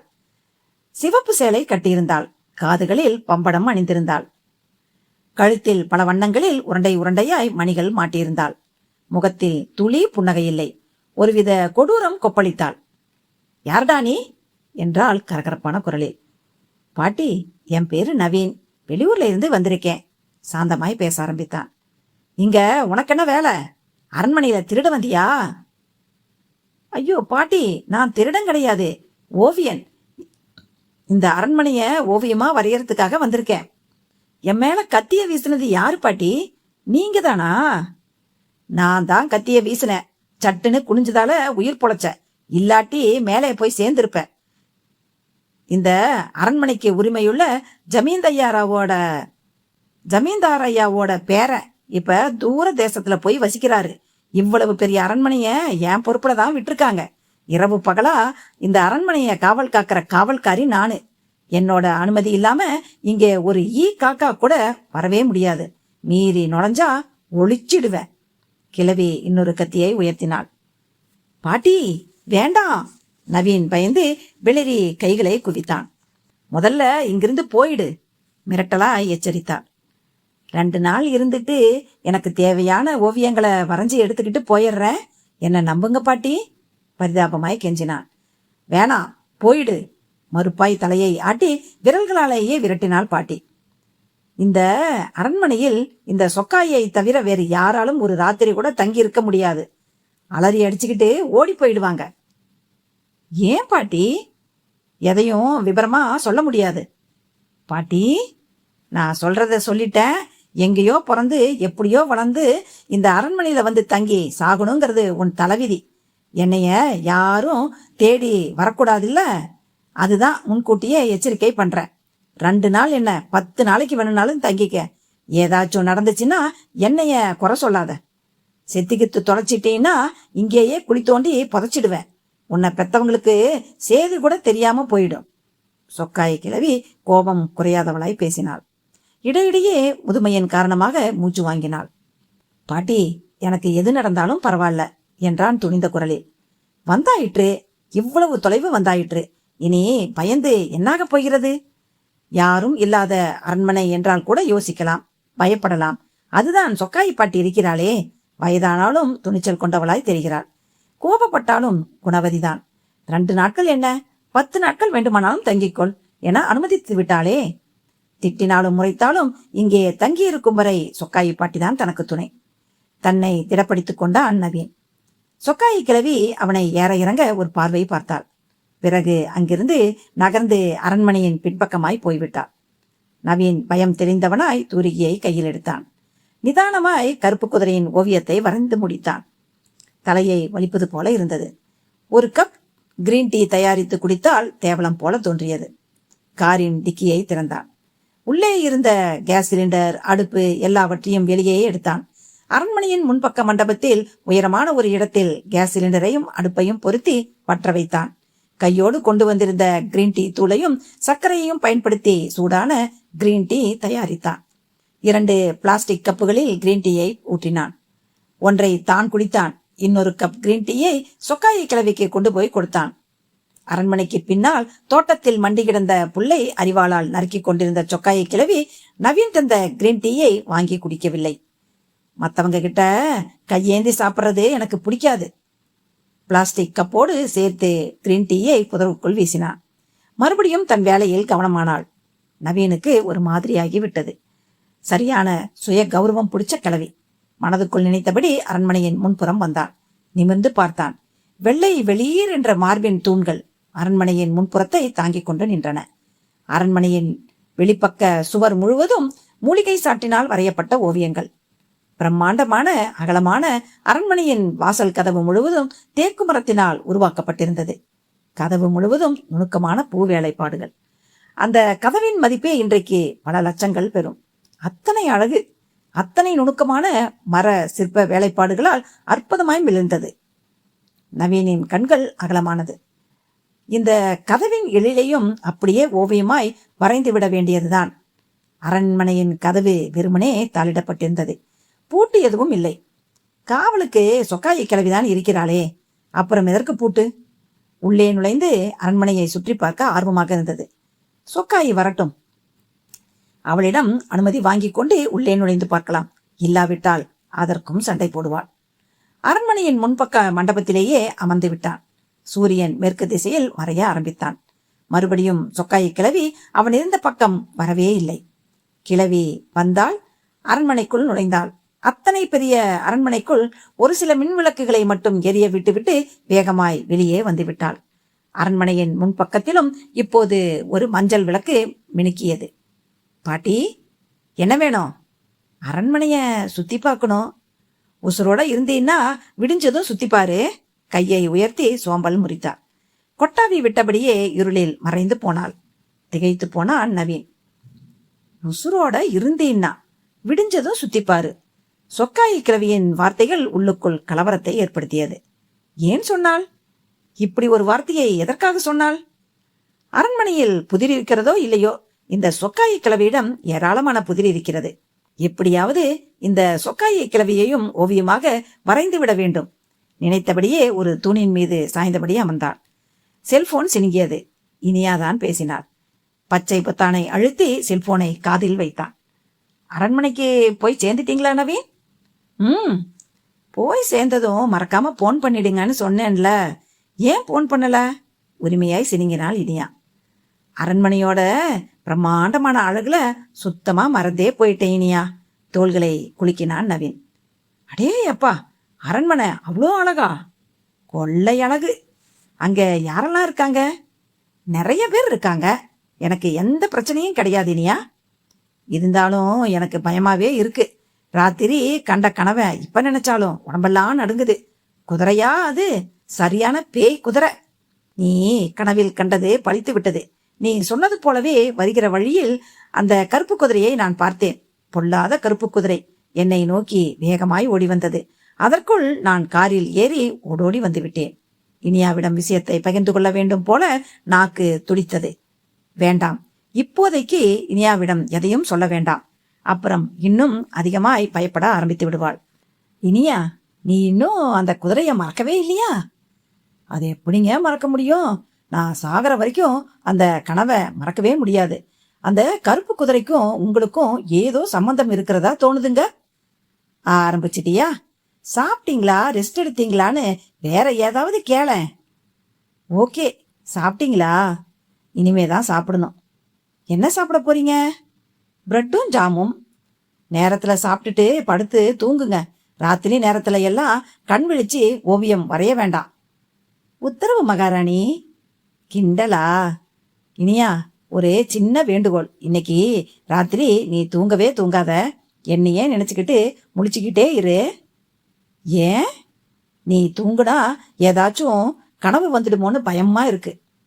அது சரி, கனவுக்கு பயந்து தூக்கத்தை கெடுத்துக்கிட்டா கண்ணுக்கு கீழே கருவழியம் விழுந்துடும். தூங்காம இருன்னு சும்மா விளையாட்டுக்குத்தான் சொன்னேன். நீ நிம்மதியா படுத்து தூங்கினியா கனவெல்லாம் வரவே வராது. நாளைக்கு முழுவதும் அந்த அரண்மனையில் இருந்துட்டு ராத்திரிக்கு மேல கிளம்பிடுங்க நவி. அது முடியாது இனியா. நான் இங்கிருந்து கிளம்பி வர குறைஞ்சது 3 நாளாவது ஆகும். குட் நைட் சொல்லிவிட்டு செல்போனில் தொடர்பை துண்டித்தான். பசிக்க தொடங்கியது. பிரெட்டையும் ஜாமையும் எடுத்து சாப்பிட்டான். தண்ணீர் பாட்டிலை திறந்து ஒரு பாட்டில் தண்ணீரையும் கடகடவென குடித்தான். உறக்கம் வந்து கண்களை தாளாட்டியது. அரண்மனைக்கு முன்பக்க மண்டபத்திலேயே உயரமான ஒரு இடமாய் பார்த்து கால்களை நீட்டிக்கொண்டு படுத்து விட்டான். படுத்ததுமே உறங்கியும் போனான். நள்ளிரவில் திடுக்கிட்டு கண் விழித்தான். மின்சாரம் இல்லை போலும். தலைக்கு மேலே மினுக்கிக் கொண்டிருந்த மஞ்சள் விளக்கு அணைந்து போயிருந்தது. சிலுசிலுவென்ற மாமரத்து காற்று தேகத்தை வருடியது. படுத்திருந்தவன் எழுந்து அமர்ந்தான். ஒரு கையில் அரிக்கன் விளக்கை சுமந்தபடி இன்னொரு கையில் புல்கட்டை தூக்கி கொண்டு அவனை கடந்து போய் கொண்டிருந்தாள் சொக்காய் கிழவி. இந்த நேரத்தில் கிழவி எங்கே போகிறாள்? புல்கட்டோடு போகிறாளே. ஆடு மாடு ஏதேனும் வளர்க்கிறாளோ? மெதுவாய் இருளில் பதுங்கி பதுங்கி சொக்காய் கிழவியை பின்தொடர்ந்தான். நவீன் கண்ட அந்த காட்சி ரத்தத்தை உறைய வைத்தது. சொக்காய் கிழவி புல்கட்டோடு அந்த கருப்பு குதிரை சிலையை நெருங்கினாள். அரிக்கன் விளக்கை ஒரு சிமெண்ட் மேடை மீது வைத்துவிட்டு புல்கட்டை கருப்பு குதிரை சிலையின் முகத்தருகே அருகாமையில் கொண்டு போய் வைத்தாள். கிழவிக்கு பைத்தியமா? கல்குதிரைக்கு புல்கட்டை கொண்டு போய் வைக்கிறாளே. நவீன் திகைப்பாய் வெறிக்க, இப்போது கருப்பு குதிரையின் சிலையில் ஒரு சிறு அசைவு. நீளமான வாள் மெதுவாய் ஆடியது. பசிகொண்ட உயிருள்ள குதிரையைப் போல அந்த கருப்பு குதிரை சிலை சொக்காய் கிளவி நீட்டிய புல்கட்டை வேக வேகமாய் தின்னத் தொடங்கியது. கூடவே உறக்க கணைக்கவும் செய்தது. பார்த்து கொண்டிருந்த நவீனுக்கு தண்டுவடத்தில் சுரீர் என்றிருந்தது. அத்தியாயம் 8. நான் தான் துருவன் என்றபடியே கூண்டு வண்டியை நெருங்கினான் துருவன். இவன் தான் துருவனா? ஐயோ, வசமாக சிக்கிக்கொண்டோமே. எல்லோரும் விலவிலத்து போனார்கள். நீ கொள்ளையடித்து செல்ல எங்களிடம் எதுவுமே இல்லை. திருவிழாவிற்கு திருவிழா, கோவில் கோவிலாய் போய் கூத்தாடி பிழைப்பு நடத்துகிறவர்கள் நாங்கள். தயவு செய்து வழியை விடு, எங்களை இடையூறு செய்யாதே. தைரியத்தோடு ருத்ரானந்தம் தான் ஓங்கி குரல் கொடுத்தார். இந்த மலைக்கும் காட்டிற்கும் ராசாவே நான் தான். பொன்னும் பொருளும் என்னிடம் நிறையவே இருக்கிறது. அழகான பெண்தான் என்னிடம் இல்லை. நாட்டியக்காரி நீலமதியை என்னிடம் ஒப்படைத்துவிட்டு போய்கொண்டே இருங்கள் என்றவன் தன் இடுப்பு பகுதியில் சொருகி வைத்திருந்த துணி முடிச்சை கூண்டு வண்டியை நோக்கி வீசினான். இதில் 2000 பொற்காசுகள் இருக்கிறது. நீலமதிக்கு ஈடாக வைத்துக் கொள்ளுங்கள். திமிரும் ஆணவமும் பொங்க பேசினான். நாங்கள் நீலமதியை விற்க தயாராக இல்லை. எங்களுடைய உயிரே போனாலும் நீலமதியை உன்னிடம் ஒப்படைக்க மாட்டோம். ருத்ரானந்தம் ஆவேசமாக கத்தினார். ஏய் கிழவா, வாயை மூடிக்கொள், இல்லையே பேச நாக்கு இருக்காது. நீலமதியால் பொறுக்க முடியவில்லை. பொங்கி எழுந்தாள். உனக்கு வெட்கமாயில்லை? உன் வீரத்தை வெள்ளையர்களிடமும் ஜமீன்தார்களிடமும் போய் காட்ட வேண்டியதுதானே? வெட்கமாகத்தான் இருக்கிறது. கொடுவாளால் பேசாமல் கூத்தாடிகள் தானே என்று வெறும் வார்த்தைகளால் பேசிக் கொண்டிருக்கிறேனே, அதை நினைத்தால் வெட்கமாகத்தான் இருக்கிறது. நீலமதி பேரழகு என கேள்விப்பட்டேன். குரல் கூட அழகாகத்தான் இருக்கிறது. உன்னால் உயிர் சேதம் வேண்டாம் நீலமதி. ஒழுங்காக கீழே இறங்கி என்னோடு வந்துவிடு. நீ எனக்கு வேண்டும். மிரட்டலாய் ஒலித்தது துருவனின் குரல். வராவிட்டால் என்ன செய்வாய்? ருத்ரானந்தமும் கோபமாகத்தான் கத்தினார். துருவன் வெறியனானான். குருவாள் ஒன்றை உருவி கூண்டு வண்டியை நோக்கி வீசினான். குறி தவறாமல் ருத்ரானந்தாவின் தோள்பட்டையில் போய் சொருகி நின்றது குருவாள். ஆ! ருத்ரானந்தம் ரத்தம் வழிய அலறியபடியே சரிய மற்றவர்கள் கூக்கரிட்டார்கள். நீலமதி நடுங்கி போனாள். அழுகை வரும் போல இருந்தது. ஆத்திரம் அடைந்தது. யாரையும் எதுவும் செய்யாதே, நான் உன்னோடு வந்து விடுகிறேன். வாத்திய கலைஞர்கள் தடுக்க தடுக்க வேறு வழியின்றி கூண்டு வண்டியிலிருந்து பொத்தென்று கீழே குதித்தாள் நீலமதி. வாத்திய கலைஞர்கள் கூச்சலிட்டு கதறினார்கள்.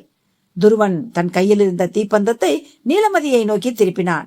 உச்சி முதல் உள்ளங்கால் வரை ரசித்து பார்த்தான். நீலமதியின் வளைவுகளும் நெளிவுகளும் வாலிப்பான தேகமும் அவனை போதையூட்டியது. கல் குடித்த குரங்காகி போனான். நரம்புகளில் காமம் பரவியது. ரத்தம் சூடானது. நீலமதி, நீ இவ்வளவு அழகாய் இருப்பாய் என நான் எதிர்பார்க்கவில்லை. வா வா, என்னருகில் வா. நீலமதியை மயக்கத்தோடு பார்த்தான். சிலையாக நின்றாள் நீலமதி. கண்களிலிருந்து கரகரவென்று கண்ணீர் வழிந்தது. நீலமதிதான் கீழே இறங்கி விட்டாளே. நீங்கள் போகலாம். நீலமதியை இனி மறந்து விடுங்கள். இனி அவள் என்னோடுதான் இருப்பாள். என் வாழ்க்கையை பேரின்பமாக மாற்றப் போகிறவளே நீலமதிதான். ஏதேதோ பிதற்றினான். என்னை பத்தி கவலைப்படாதீர்கள். நீங்கள் போய்விடுங்கள், போய்விடுங்கள். நீலமதி கூண்டு வண்டியில் இருந்த வாத்திய கலைஞர்களை பார்த்து கத்தினாள். குருவாள் பாய்ந்த நிலையில் துடித்துக் கொண்டிருந்தார் ருத்ரானந்தம். சீக்கிரம் ருத்ரானந்த மன்னனை எப்படியாவது காப்பாற்றி விடுங்கள். கைகளை குவித்து மன்றாடினாள் நீலமதி. நீலமதி, உன்னை விட்டு விட்டு நாங்கள் போவதா? ருத்ரானந்தம் வழியிலும் கத்தினார். என்னை பற்றி கவலைப்படாதீர்கள். நீலமதி அழுத்தம் திருத்தமாய் பேசினாள். வண்டி ஓட்டி இறங்கி ஓடிவிட்டதால் அவனிடத்தில் வேறொரு வாத்திய கலைஞர் போய் உட்கார்ந்தார். மூக்கணாங்கயிற்றை கைகளால் பிடித்தார். வேதனையும் அழுகையும் இயலாமையும் உள்ளத்தை முற்றுகையிட வேறு வழியின்றி தார்குச்சியை உயர்த்தி மாடுகளின் பின்புறத்தில் குத்தினார். சலங்கைகள் சப்தமிட மாடுகள் ஓட ஆரம்பித்தன. கூண்டு வண்டி நகரத் தொடங்கியது. நீலமதி, என் இருப்பிடத்திற்கு போய்விடலாமா? நீலமதியின் தோள் மீது கையை பதித்தான் துருவன். குங்குமத்துர்க்கை கோயில் வளாகம். துருவனின் கூட்டாளிகள் அங்கே தங்களுடைய குதிரைகளில் முற்றுகை இட்டிருந்தார்கள். அலறி ஓடுகிற ஜனங்களை தங்களுடைய கைகளில் இருந்த சாட்டையினால் நைய புடைத்தார்கள். அகப்பட்ட பெண்களின் கழுத்தில் அணிந்திருந்த ஆபரணங்களை அறுத்தார்கள். எங்கும் ஒரே இருள். குங்கும துர்க்கை கோவிலில் மட்டும் தீபங்கள் எரிந்து கொண்டிருந்தன. கொள்ளை கூட்டத்தை பார்த்ததுமே கோவில் பூசாரியும் தலைதிருக்க ஓடிப்போனார். துருவனின் கூட்டாளிகள் நீலமதியை தேடி அங்கும் இங்கும் ஓடினார்கள். மதம் பிடித்த யானையைப் போல அகப்பட்டவர்களை எல்லாம் கால்களால் மிதித்தார்கள். அந்த பகுதியே போர்க்களமாக மாறியிருந்தது. ஒரே அலறல், ஒரே அழுகை, ஒரே கதறல். அப்போதுதான் அங்கே வந்தது ஒரு குதிரை. நல்ல சுத்தமான கருப்பு குதிரை. குதிரை மீது அமர்ந்திருந்தான் ஒரு இளைஞன். வாட்டசாட்டமான தேகம். முகத்தில் கண்கள் மட்டும் வெளியே தெரியும்படி முகமூடி அணிந்திருந்தான். அவனுடைய 2 கைகளிலும் வாள்கள் மின்னின. குதிரையில் அமர்ந்தபடியே 2 வாள்களையும் மின்னல் வேகத்தில் சுழற்றினான். வாள்கள் சுழல சுழல துருவனின் கூட்டாளிகளான கொள்ளை கூட்டத்தினர் ஒவ்வொருவராய் வீழ்ந்தார்கள்.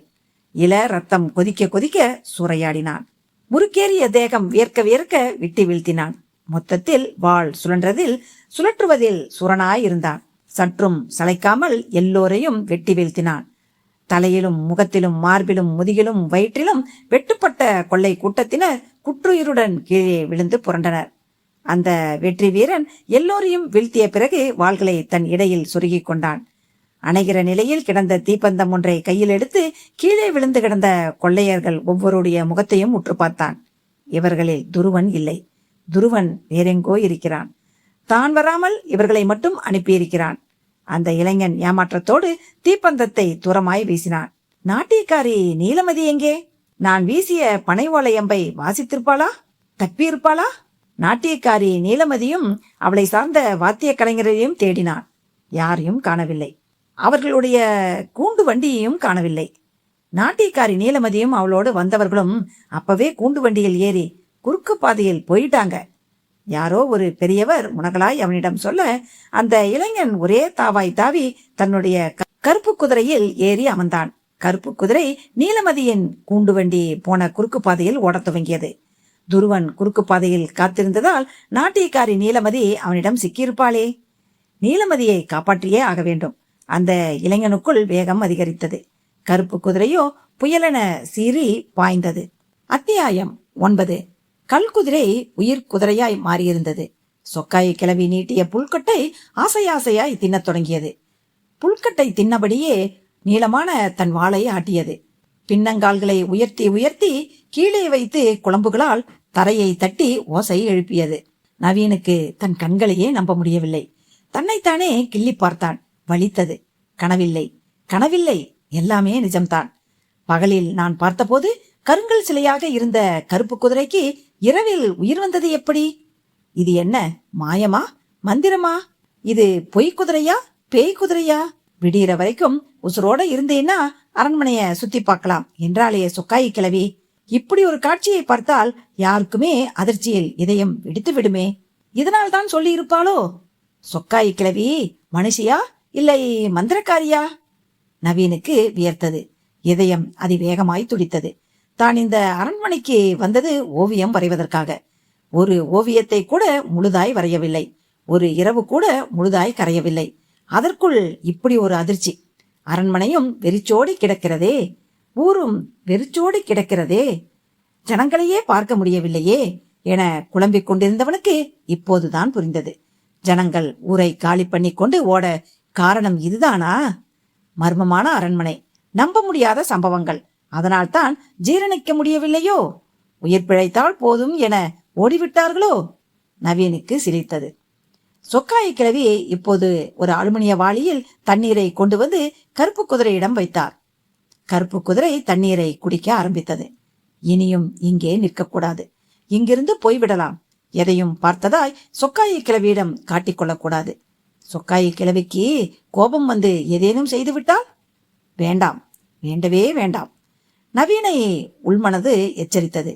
நவீன் ஓசைப்படாமல் பதுங்கி பதுங்கி தான் படுத்திருந்த இடத்திற்கு வந்து சேர்ந்தான். உயரமான அந்த சிமெண்ட் மேடையில் கால்களை நீட்டிக்கொண்டு படுத்தான். கண்களை மூடினான். விடியட்டும், இங்கிருந்து போய்விடலாம். ஓவியமும் வேண்டாம், ஒன்றும் வேண்டாம். உறக்கம் வருவேனா என்றது. திடீரென்று குதிரை கணைக்கிற சப்தம் கேட்டது. விசுக்கென எழுந்து பூனை மாதிரி நடந்து ஒரு தூணின் மீது மறைந்தபடி குதிரை நின்றிருந்த பக்கம் பார்வையை வீசினான். அந்த கருப்பு குதிரை முன்னங்கால்களை உயர்த்தி சொக்காய் கிழவியை வருடியது. சொக்காய் கிழவி கருப்பு குதிரையை செல்லமாய் தட்டி கொடுத்தாள். வெளிச்சத்தை சிந்திக் கொண்டிருந்த அரிக்கன் விளக்கை கையில் எடுத்துக்கொண்டு அரண்மனையின் பின் பக்கமாய் நடக்க ஆரம்பித்தாள். நல்ல வேளை, சொக்காய் கிழவி இந்த பக்கம் வரவில்லை. சொக்காய் கிழவி எழுந்திருப்பதற்குள் எழுந்து காரை கிளப்பிக் கொண்டு போய்விட வேண்டியதுதான். திரும்பவும் வந்து படுத்தான். மின்சாரம் வந்திருந்தது. தலைக்கு மேலே அரண்மனையின் முன் மண்டபத்தில் பொருத்தப்பட்டிருந்த மின்விளக்கு மஞ்சளாய் வெளிச்சத்தை கசிய விட்டது. நவீன் கண்களை மூடியபடி படுத்திருந்தான். அரண்மனையில் உள்ளே இருந்து அந்த சப்தம் கேட்டது. ஜல் ஜல் ஜல். தெளிவாய் துல்லியமாய் கேட்டது அந்த சலங்கை ஒலி. இனிமையான சலங்கை ஒலி. யாரோ நாட்டியம் ஆடுகிற சலங்கை ஒலி. நவீன் விசுக்கென எழுந்தமர்ந்தான். அரண்மனைக்குள் இருந்துதான் சத்தம் வருகிறது.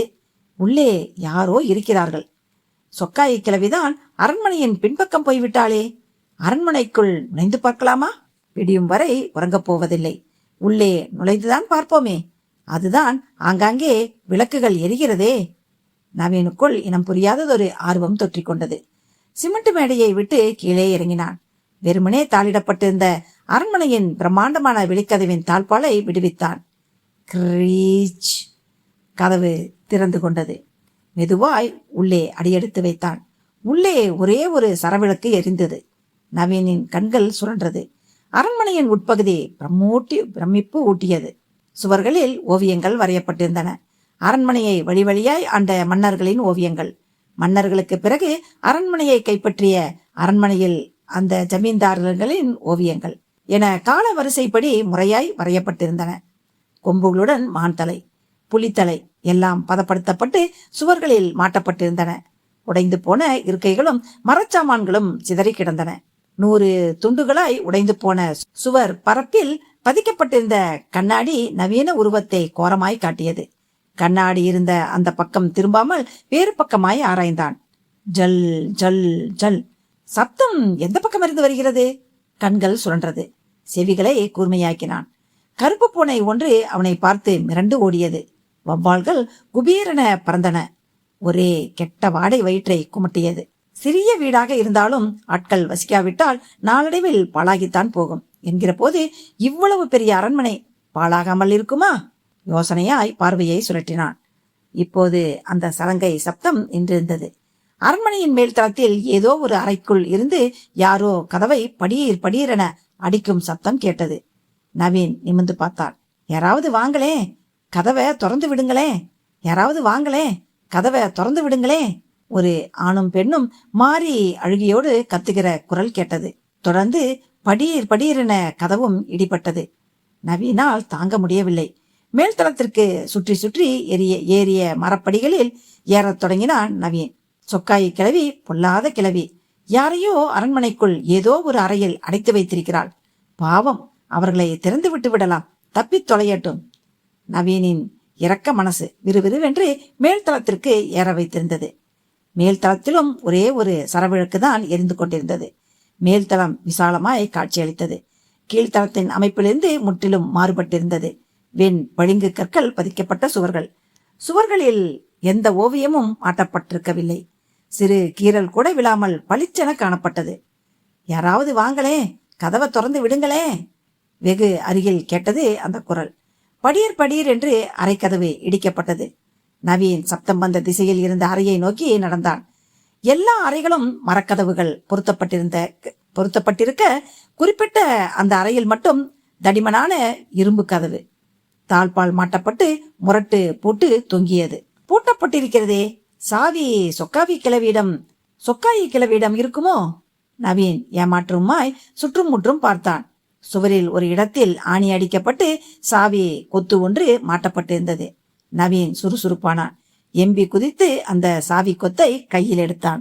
சாவி கொத்தில் நிறைய சாவிகள் இருந்தது. கதவை நெருங்கினான். பூட்டை கையினால் தூக்கினான். ஒவ்வொரு சாவியாய் பூட்டினுள் நுழைத்து திறக்க முயன்றான். எந்த சாவிக்கும் பூட்டு திறக்கவில்லை. இன்னும் ஒரே ஒரு சாவி மட்டும்தான் மிச்சம் இருந்தது. யாராவது வாங்களே, கதவை துறங்களே.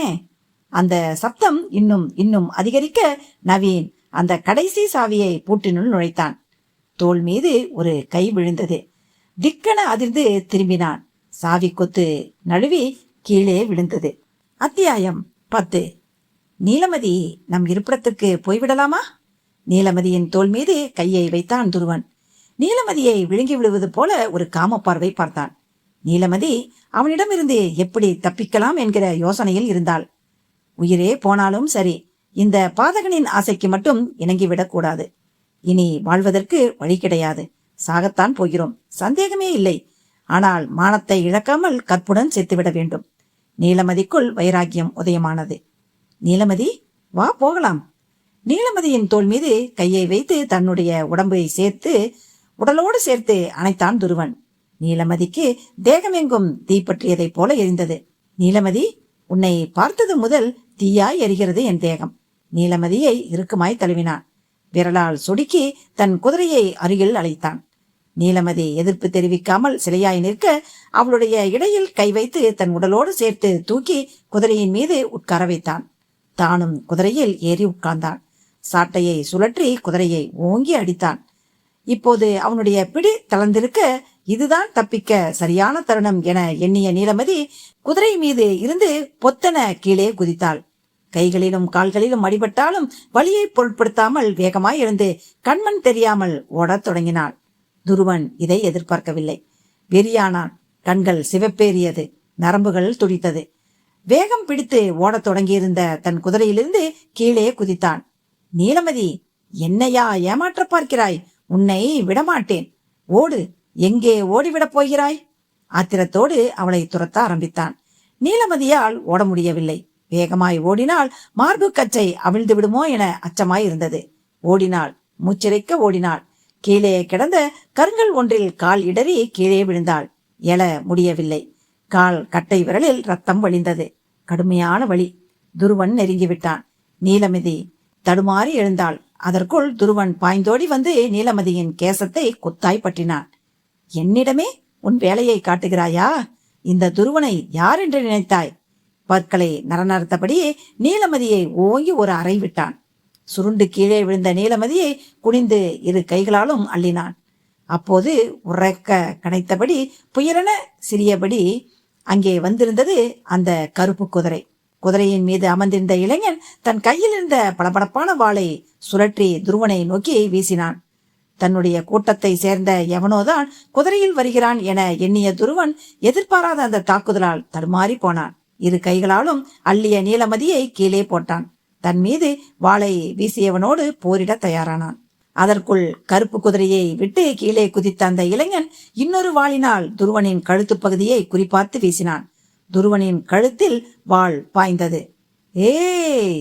துருவன் அலறி சாய அந்த இளைஞன் இன்னமும் கோபமும் குமுறலும் குறையாதவனாய் துருவனை எட்டி உதைத்து அவன் மார்பின் மீது ஏறி மிதி மிதி என மிதித்தான். கழுத்தில் வெட்டப்பட்ட துருவன் கொஞ்சம் கொஞ்சமாய் அடங்கத் தொடங்கினான். கண்கள் விரிய எல்லாவற்றையும் பார்த்து கொண்டிருந்த நீலமதி தன்னுடைய மானத்தை காப்பாற்றி துருவனையும் வெட்டி சாய்த்துவிட்ட இளைஞனை நோக்கி ஓடி வந்தாள். அவனுடைய பாதங்களில் விழப்போனாள். தன் பூங்கரங்களால் நீலமதியை தொட்டு தூக்கி நிமிர்த்தி அவளுடைய அழகு முகம் பார்த்தான். நீலமதி மென்மையாக அழைத்தான். வசீகரமான முகத்தில் ஆண்மை ததும்பியது. முறுக்கு மீசை வைத்திருந்தான். குறுகுறுப்பான கண்களால் நீலமதியை நோக்கினான். யார் நீங்கள்? பிரதாபன். கேள்விப்பட்டதே இல்லையே. கொடுவாள்புரம் ஜமீன்தார் உதயசேகரனின் ஒரே மகன். வெள்ளையர்களுக்கு கட்டுப்படாமல் எதிர்த்ததால் துரைமார்கள் என் தந்தையையும் தாயையும் கொன்றுவிட்டார்கள். பழிக்கு பழியாய் நானும் 3 துரைமார்களை அவர்களுடைய மாளிகைக்கே போய் உயிருடன் கொளுத்தி விட்டேன். துரைமார்கள் எனக்கு கடுமையான தண்டனை வழங்க வேண்டுமென துடியாய் துடித்துக் கொண்டிருக்கிறார்கள். அதனால் கொடுவாள்புரம் அரண்மனையை விட்டு வெளியேறி மலையிலும் காட்டிலும் மறைந்து வாழ்கிறேன். நான் ஆள வேண்டிய ஜமீனையும் வாழ வேண்டிய அரண்மனையையும் எனது தாய்மாமன் புலிவர்மன் தான் தனது கட்டுப்பாட்டில் வைத்திருக்கிறார். நீலமதி அமைதியாக பிரதாபனையே பார்த்து கொண்டிருந்தாள். நீலமதி, உனக்கு என்னை தெரியாது. ஆனால் எனக்கு உன்னை நன்றாகவே தெரியும். எப்படி? மலையிலும் காட்டிலும் மறைந்திருக்கிற எனக்கு பொழுதுபோக்கே சுற்றுப்புறங்களில் நடைபெறுகிற திருவிழா கொண்டாட்டங்கள். ராத்திரி வேளையில் யாருக்கும் தெரியாமல் உனது ஆடல் எங்கே நடைபெற்றாலும் நானும் வந்து விடுவேன். கூட்டத்தோடு கூட்டமாய் ஒளிந்து நின்று உன்னுடைய ஆடலை ரசிப்பேன். நீலமதி, உன்னை எனக்கு ரொம்ப பிடிக்கும். நீலமதி, உன் அழகுக்கும் உன் ஆடலுக்கும் நான் அடிமை. நீலமதி. பிரதாபன் பேச பேச நீலமதியின் இதயத்தில் தேனூற்று பீரிட்டது. கண்களில் கண்ணீர் கசிந்தது. அவனுடைய வார்த்தைகள் அவளை வீணையாய் மீட்டியது. பிரதாபனின் ரோமங்கள் மண்டிய அகலமான மார்பில் அப்படியே ஓடிப்போய் முகம் புதைத்து கொள்ளலாம் என போல ஆசை பிரவாகம் எடுத்தது. உனது ஆடலை கண்டு ரசிப்பதற்காக மலைக்காட்டிலிருந்து நான் புறப்படும் வேளையில்தான் துருவனின் கூட்டாளிகள் 2 மது குடித்த போதையோடு உளறிக் கொண்டிருப்பதை கேட்க நேர்ந்தது.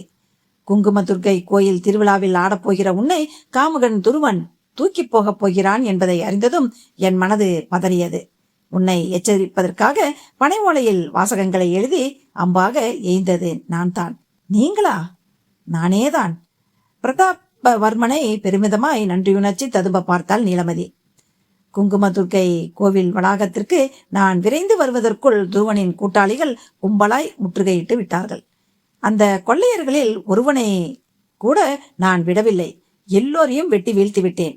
அவர்களுள் கொள்ளையர்களின் தலைவனான துருவனை மட்டும் காணவே இல்லை. நீலமதி கூண்டு வண்டியில் குறுக்கு பாதையில் தப்பி போய்விட்டாள் என்றார்கள். ஒருவேளை துருவனும் உன்னை எதிர்நோக்கி குறுக்கு பாதையில் காத்திருந்து வழியை மறைத்தால் நீ சிக்கி சீரழிந்து விடுவாயே. சீரழிந்து விடுவாயே. சந்தேகத்துடன் தான் பின்தொடர்ந்து வந்தேன். நான் நினைத்தபடியே நடந்துவிட்டது. நல்ல வேலை, சரியான தருணத்தில் வந்ததால் உன்னை காப்பாற்றி விட்டேன். பிரதாபனின் குரல் கணீர் கணீர் என்று ஒலித்தது. பிரதாபன், உங்களுக்கு நான் என்ன கைமாறு செய்ய போகிறேனோ தெரியவில்லையே. நீலமதி தழுதழுத்தாள். நீலமதி, நான் ஒன்று சொன்னால் கேட்பாயா? சொல்லுங்கள். உன் அங்கங்களை 1000 பேர் ரசிக்க நீ இனி எந்த கோவில் திருவிழாவிலும் ஆடக்கூடாது. சரி. நீலமதி சம்மதமாய் தலையை ஆட்டினாள். அப்புறம்? சொல்லுங்கள். அதை எப்படி சொல்வதென்று தெரியவில்லை. பிரதாபன் வெட்கப்பட்டான். எதாக இருந்தாலும் சொல்லுங்கள். நான் தவறாக நினைக்கவே மாட்டேன். நீ தவறாக நினைக்க மாட்டாயே? மாட்டேன். உங்களுக்கு எல்லா உரிமையும் என்னிடம் இருக்கிறது. நீங்கள் காப்பாற்றிய உயிரும் உடலும் இனி உங்களுக்குத்தான் சொந்தம். தாராளமாக கேளுங்கள். என்னை கல்யாணம் செய்து கொள்கிறாயா நீலமதி? பிரதாபன், முன்பே சொன்னேனே, உன்னை எனக்கு ரொம்ப பிடிக்கும். உன்னுடைய ஆடல் எங்கே நடந்தாலும் ஓடி வந்து விடுவேன்.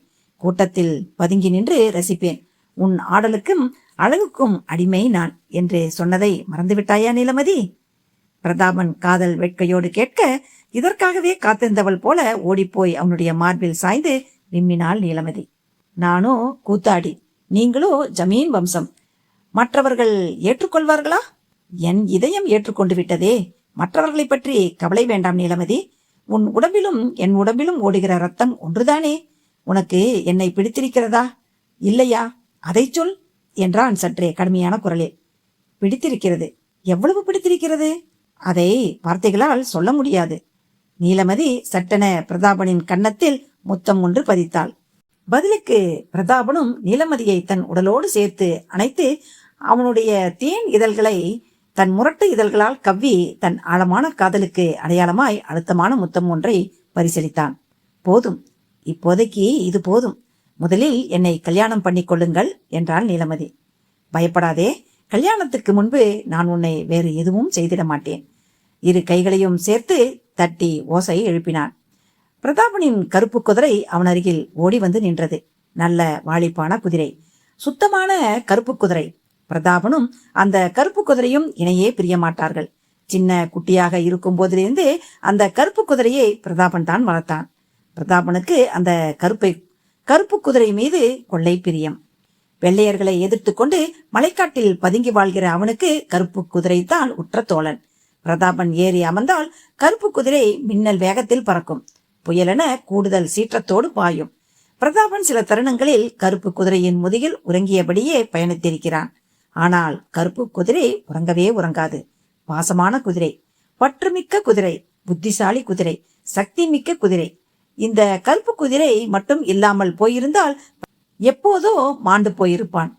வெள்ளையர்களுக்கு பயந்து கொடுவாள்புரம் அரண்மனையை விட்டு வெளியேறிய போது அவன் கூடவே வந்தது கருப்பு குதிரை மட்டும்தான்.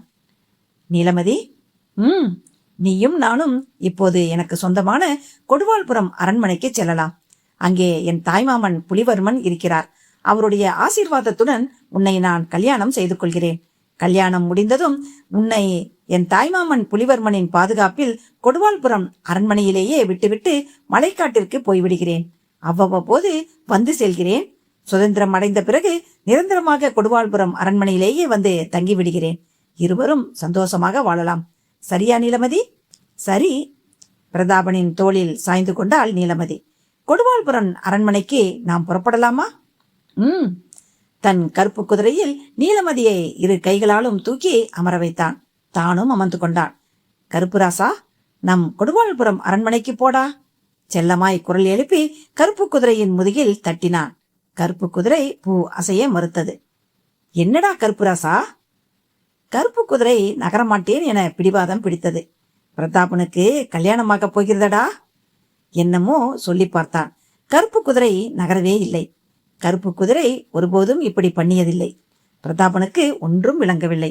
எரிச்சலானான். இப்போது நீ போகப் போகிறாயா இல்லையா? சாட்டையை சுழற்றினான். கருப்பு குதிரையின் முதுகில் ஒரு அடி விழுந்தது. கருப்பு குதிரை கோபமாய் கனைத்தபடியே இருவரையும் சுமந்து கொண்டு கொடுவாள்புரம் அரண்மனையை நோக்கி ஓடியது. நீலமதி இறுக்கமாய் பிரதாபனை கட்டி கொண்டாள்.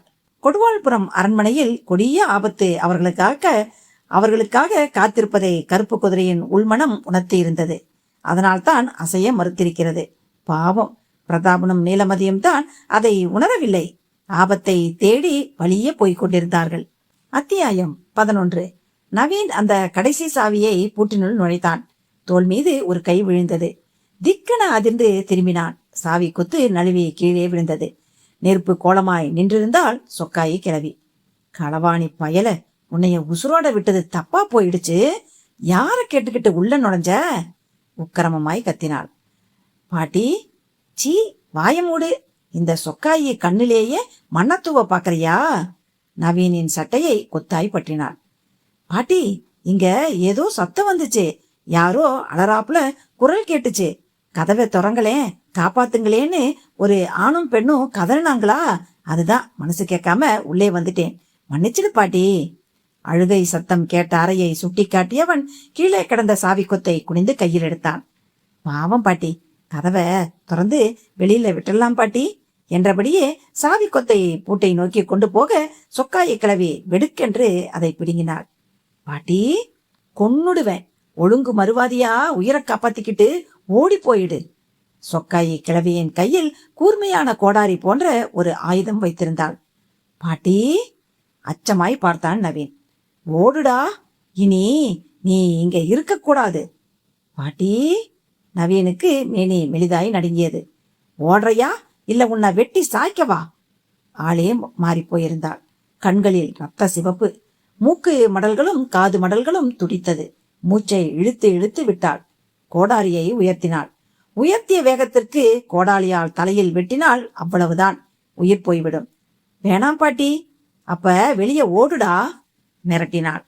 இப்போது சத்தம் வந்த அறைக்குள் இருந்து எந்த குரலுமே கேட்கவில்லை. மௌனமே நிலவியது. இவ்வளவு நேரமாய் கதறிய குரல் என்னாயிற்று? அழுத குரல் என்னாயிற்று? கதவை திறக்கச் சொல்லி மன்றாடிய குரல் என்னாயிற்று? நவீனுக்கு குழப்பமாக இருந்தது. பாட்டி, இந்த அறைக்குள்ள யாரோ அடைச்சி வச்சிருக்கிற. வயசான பொம்பளை தானே நீ, இரக்கமே இல்லாம நடந்துக்கிறியே, ஏன் பாட்டி என்றான் படபடப்பாய். அதெல்லாம் உனக்கு தேவையில்லாதது. என்னையே கேள்வி மேல கேள்வியா கேட்கறியா?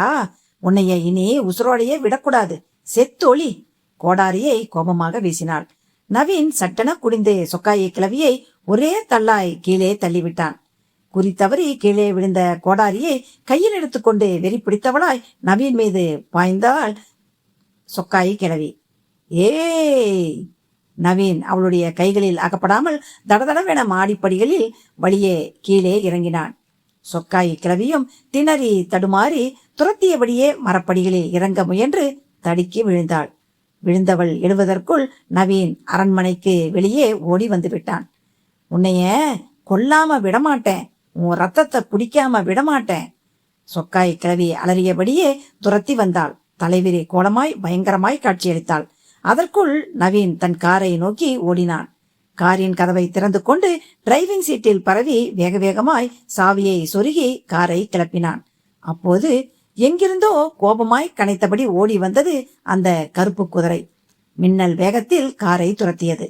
நவீனின் காரின் பின்பக்கம் மோதியது. முன்னங்கால்களால் உயர்த்தி ஓங்கி ஓங்கி காரின் கண்ணாடிகளை இடித்தது, முட்டியது. கனத்த உடம்பினால் பேய்த்தனமாய் மோதியது. நவீன் பயந்து நடுங்கி வியர்த்து பின்னால் திரும்பி திரும்பி பார்த்தபடியே காரின் வேகத்தை கூட்ட முயன்றான். கார் நிலை தடுமாறியது, கட்டுப்பாட்டை இழந்தது. அரண்மனை வளாகத்தில் இருந்த ஒரு முரட்டு புளிய மரத்தில் மோதி நின்றது. அத்தியாயம் 12. கொடுவாள்புரம் அரண்மனையின் பின்வாசல் பக்கமாய் வந்து நின்றது கருப்பு குதிரை.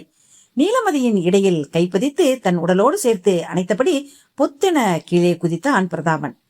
இருளிலும் கம்பீரமாய் தெரிந்த அரண்மனையை வியப்பாய் பார்த்தாள் நீலமதி. அரண்மனையின் முன்வாசல் பக்கம் வெளிச்சம் தெரிந்தது. நீலமதியின் கையை பற்றி முன்வாசல் பக்கம் அழைத்து போனான் பிரதாபன். அரண்மனையின் முன்பக்க மண்டபத்தில் ஏராளமான தீப்பந்தங்கள் வெளிச்சத்தை கசிந்து கொண்டிருந்தன. காலடி சப்தம் கேட்டு நாய்கள் குரைத்தன. காவலாளிகள் ஓடோடி வந்தார்கள். பிரதாபனை பார்த்ததும் மரியாதையோடு வணங்கினார்கள். அவசர அவசரமாய் அரண்மனையின் வாசல் கதவு திறந்தது. வா நீலமதி. தயங்கிய நீலமதியை தன் தோளோடு சேர்த்து அணைத்தபடி அரண்மனைக்குள் அடியெடுத்து வைத்தான் பிரதாபன். மேல்தள அறையில் உறங்கிக் கொண்டிருந்த பிரதாபனின் மாமன் புலிவர்மனும் அவர் மனைவி மோகனாதேவியும் பணியாளர்கள் மூலம் தகவல் அறிந்து உறக்கம் கலைந்து கீழே இறங்கி வந்தார்கள். வா பிரதாபா. புலிவர்மனும் மோகனாதேவியும் வரவேற்றார்கள். மாமா, எங்களை ஆசீர்வாதம் பண்ணுங்கள். நீலமதிக்கு கண்களால் சைகை காட்டினான் பிரதாபன். பிரதாபனோடு இணைந்து நீலமதியும் புலிவர்மனின் கால்களில் விழுந்தாள்.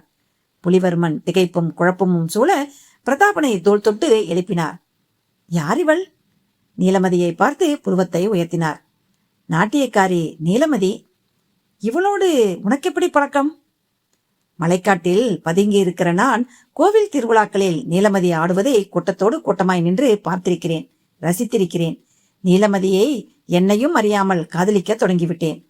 குங்குமதுர்க்கை கோவில் திருவிழாவில் ஆடிக்கொண்டிருந்த நீலமதியை கொள்ளைக்காரன் துருவனும் அவனுடைய கூட்டாளிகளும் தூக்கிச் செல்ல முயற்சி செய்தார்கள். எல்லோரையும் வெட்டி சாய்த்து நீலமதியை நான் காப்பாற்றினேன். என் ஒருதலை காதலை நீலமதியிடம் வெளிப்படுத்தினேன். ஏற்றுக்கொண்டாள். அதனால்தான் உங்களுடைய ஆசீர்வாதத்தோடு நீலமதியை கல்யாணம் பண்ணிக்கொள்ள அழைத்து வந்தேன். சுருக்கமாய் நடந்ததை விவரித்தான் பிரதாபன். புலிவர்மன் மௌனமாய் நின்றார். மாமா, விடிந்ததும் நம் அரண்மனையிலேயே எங்களுடைய கல்யாணத்தை நடத்தி வையுங்கள். கல்யாணம் முடிந்ததும் நான் மட்டும் பழையபடி மலைக்காட்டிற்கு ஓடிவிடுகிறேன். சுதந்திரம் கிடைக்கும் வரை அவ்வப்போது இரவு வேளையில் யாருக்கும் தெரியாமல் நம் அரண்மனைக்கு வந்து போகிறேன். நீலமதி உங்களுடைய பாதுகாப்பிலேயே இருக்கட்டும் என்றான் பிரதாபன். புலிவர்மன் எதுவுமே பேசவில்லை. மாமா, எதுவுமே பேசாமல் நிற்கிறீர்களே, உங்களுக்கு இந்த கல்யாணத்தில் விருப்பமில்லையா? நீங்கள் இதை விரும்பவில்லை என்றால் நானும் நீலமதியும் இப்போது இங்கிருந்து போய்விடுகிறோம் என்றான் வருத்தமாய். பிரதாபா, என்னை பற்றி நீ புரிந்து கொண்டது இதுதானா?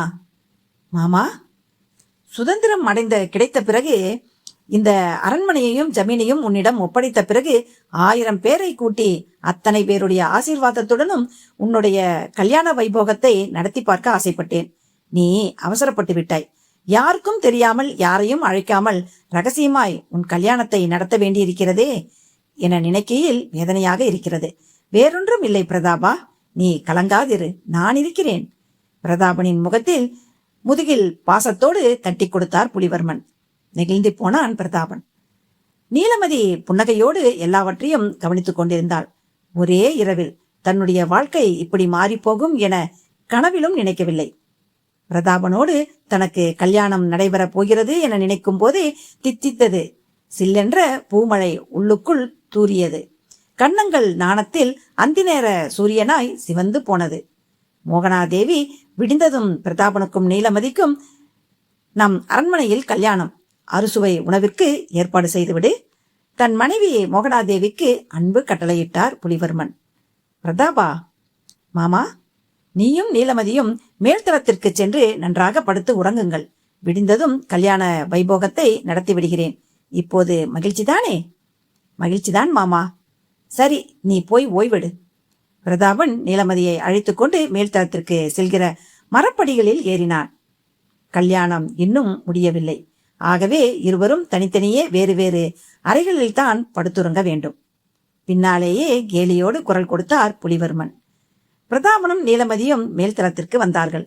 கனமான இரும்பு கதவு பொருத்தப்பட்டிருந்த அறைக்குள் பிரதாபனும் நேர் எதிரே இருந்த அறையில் நீலமதியும் போய் படுத்தார்கள்.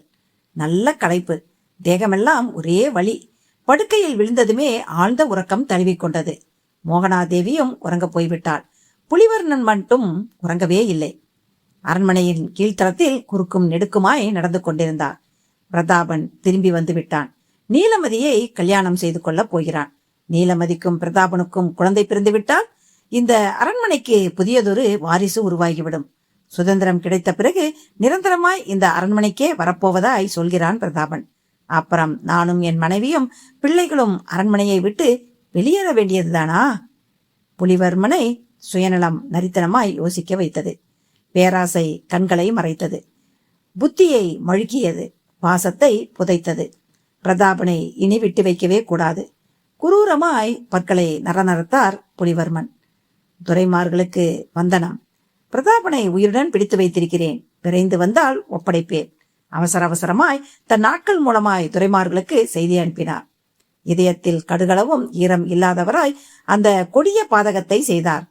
ஆழ்ந்த உறக்கத்தில் இருந்த பிரதாபனின் அறைக்குள் 10-15 காவலாளிகளுடன் திமுதிமுவென நுழைந்து பிரதாபனை ஒரே அமுக்காய் அமுக்கி கட்டிலோடு சேர்த்து இரும்பு சங்கிலியால் பிணைத்து கட்டினர்.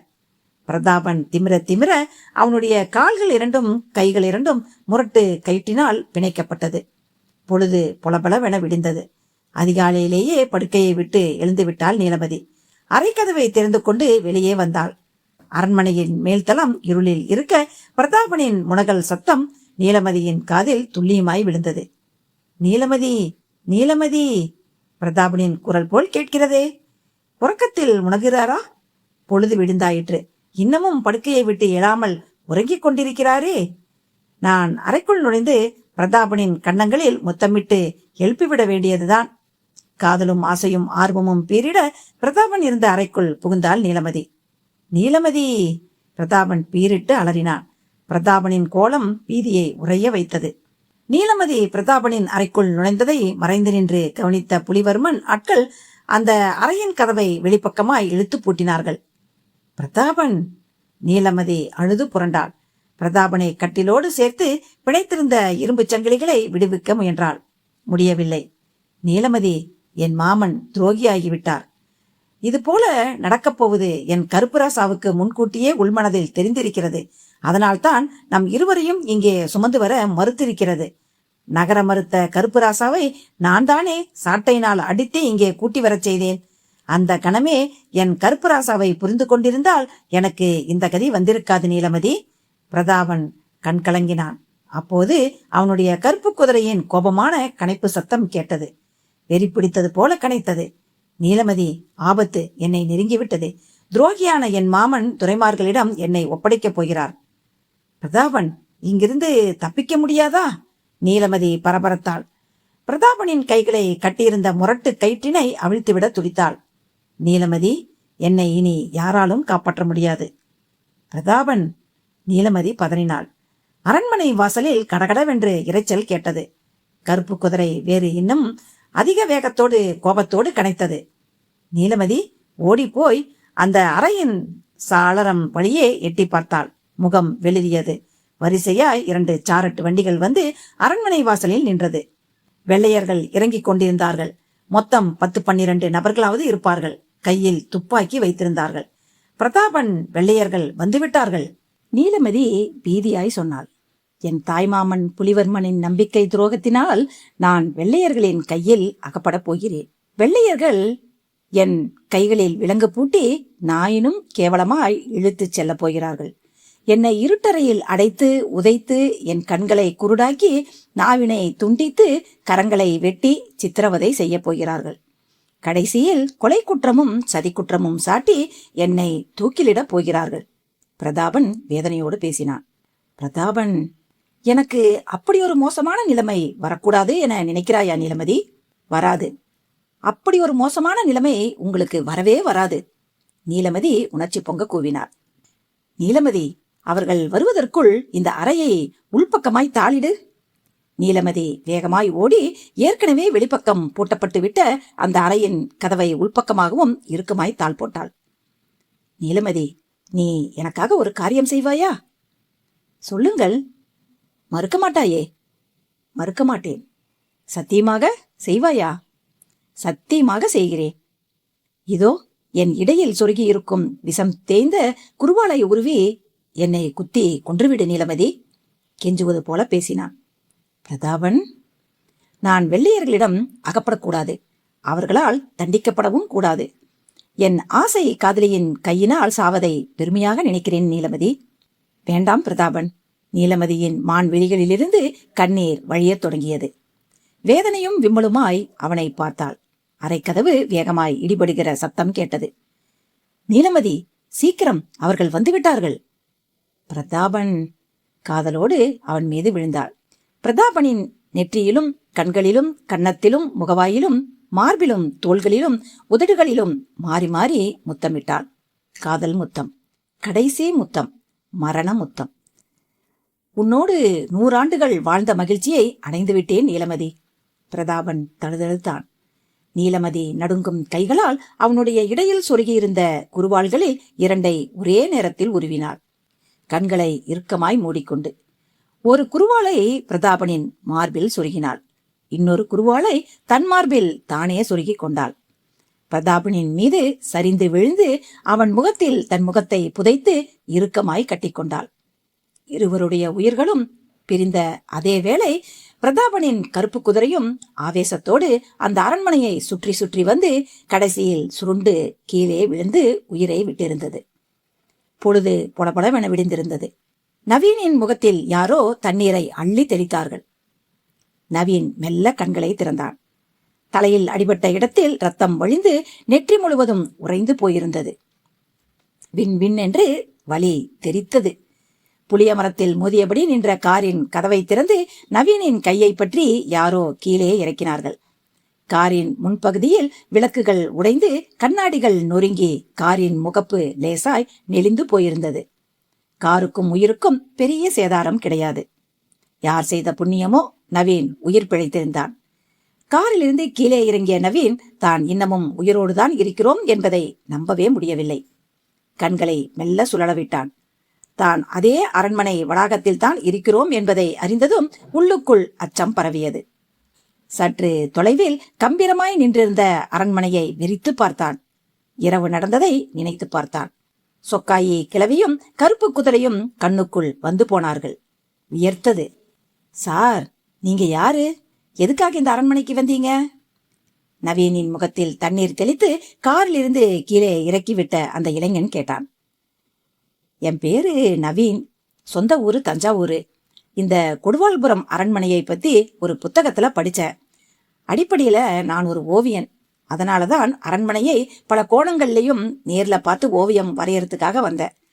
ஆனா இங்க வந்த பிறகு என்னென்னமோ நடந்துருச்சு. பெருமூச்சு விட்டான் நவீன். அந்த இளைஞனிடமிருந்து தண்ணீர் பாட்டலை வாங்கி கடகடவென்று குடித்தான். என்ன நடந்துச்சு?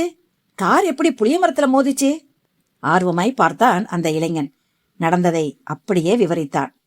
சொக்காயி கிழவி ஒரு பக்கமும் கருப்பு குதிரை இன்னொரு பக்கமும் துரத்துதனாலதான் பயத்துல நிலை தடுமாறி காரை புளிய மரத்துல மோதிட்ட. நவீன் நடுங்கிய குரலில் சொல்வதை அமைதியாக அதே சமயம் அதிர்ந்து போய் கேட்டுக்கொண்டிருந்தான் அந்த இளைஞன். சொக்காயி கிழவிய நீங்க பாத்தீங்களா சார்? பார்த்தேன். நான் இந்த அரண்மனை வாசல்ல வந்து இறங்கினதுமே என் மேல கத்தியே வீசுச்சு. உயிர் பொழைச்சி ஓடி போயிடுன்னு மிரட்டினாங்க. ஆனா நான் அதை பெருசா எடுத்துக்கல. நள்ளிரவு நேரத்துல சொக்காயி கிழவி கருங்கல் குதிரைக்கு புல்கட்ட போட்டதும் அத கருங்கல் குதிரை உயிர் குதிரையாட்டம் தின்னதும் என் கண்ணுக்குள்ளேயே நிக்குது. அப்பத்தான் நான் முதலா பயந்த.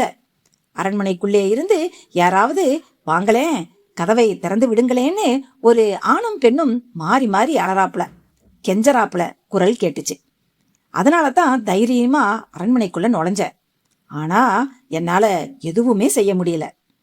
நவீன் வியர்க்க வியர்க்க பேசினான். இன்னமும் அந்த அதிர்ச்சியிலிருந்து அவன் மேலவே இல்லை. சார், நீங்க பார்த்ததெல்லாம் கற்பனை கிடையாது. ஏன்னா இதே அனுபவங்கள் நிறைய பேருக்கு இந்த அரண்மனையில ஏற்பட்டு இருக்கு. இதயம் பலவீனமானவங்களா இருந்தா அதே இடத்துல செத்திருப்பாங்க. நீங்க தான் அதிர்ஷ்டவசமா உயிர் பொழைச்சிருக்கீங்க.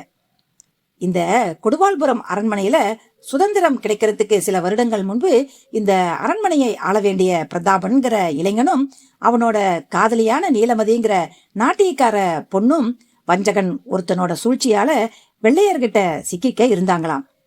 வெள்ளையர்கள் கையில் சிக்கி சீரியலே ஏறத விரும்பாம பிரதாபனும் நீலமதியும் ஒருத்தரை ஒருத்தர் குருவாளால குத்திக்கிட்டு செத்துக்கிட்டாங்களாம். பிரதாபன் உயிரையே வச்சிருந்த கருப்பு குதிரையும் அரண்மனை வாசல்லையே உயிரை விட்டுடுச்சான். நிறைவேறாத ஆசைகளோட வாழ வேண்டிய வயசுல அநியாயமா செத்துப்போன பிரதாபனும் நீலமதியும் அந்த கருப்பு குதிரையும் கொடுவாள்புரம் அரண்மனையை ஆவியா சுத்தி அலையறதாகவும் அகப்படுறவங்க உயிர்களை எல்லாம் பறிக்கிறதாகவும் எங்க பாட்டி கதை கதையா சொல்லி கேட்டிருக்கேன் சார். யாராவது வாங்களேன், கதவை திறந்து விடுங்களேன்னு அலறாப்புல கெஞ்சின ஆண் குரல் பிரதாபனோட ஆவியோட குரல். அந்த பெண் குரல் நாட்டியக்காரி நீலமதியோட குரல். இதே அனுபவம் நிறைய பேருக்கு ஏற்பட்டிருக்கு. வெளியில சொன்னா நம்ப மாட்டாங்க தான். அத நேர்ல உணர்றவங்களுக்கு தான் உண்மை புரியும். நவீன் பிரமிப்பாய் வியப்பாய் பார்த்து கொண்டிருந்தான். இந்த அரண்மனையில் யாருமே நிம்மதியா வாழ முடியாது. பிரதாபன், நாட்டியக்காரி நீலமதி, அந்த கருப்பு குதிரை, இவங்களோட ஆத்மாக்கள் அவங்கள வாழவே விடாது. இந்த ஊரும் அரண்மனையும் அதனால தான் வெறிச்சோடி கிடக்கு. அரண்மனையில் வாழ்ந்த ஜமீன்தார்களோட கடைசி வாரிசும் வாழ முடியாம அரண்மனையை காலி பண்ணிட்டு வேற எங்கேயோ போயிட்டாங்க.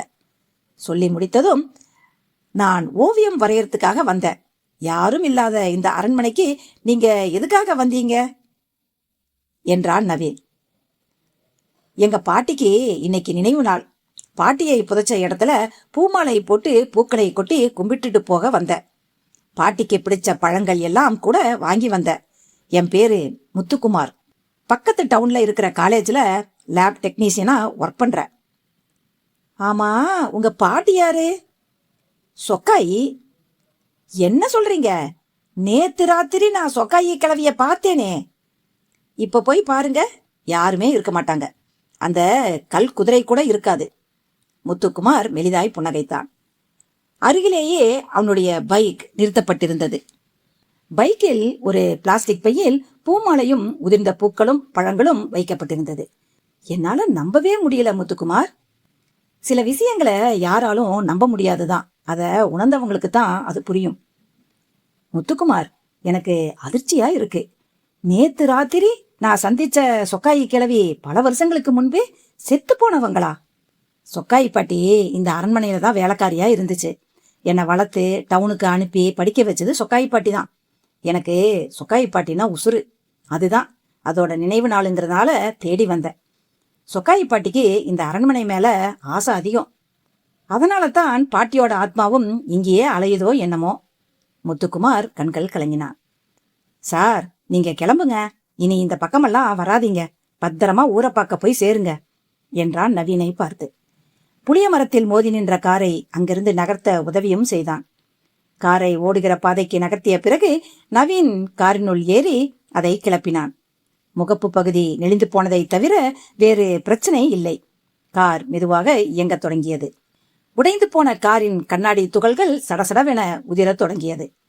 முத்துக்குமாருக்கு கையை ஆட்டிவிட்டு காரின் வேகத்தை கூட்டினான் நவீன். செல்போன் சினுங்கியது. இனியாவிடமிருந்துதான் அழைப்பு. ஒரு கையினால் செல்போனை எடுத்து பச்சை பொத்தானை அழுத்தி காதில் வைத்தான். நவீன், நான் ராத்திரி ஒரு கனவு கண்டேன். அதுல நீங்களும் நானும். இனியா சொல்ல சொல்ல நவீனின் முகத்தில் வெட்கம் படர்ந்தது. முற்றும்.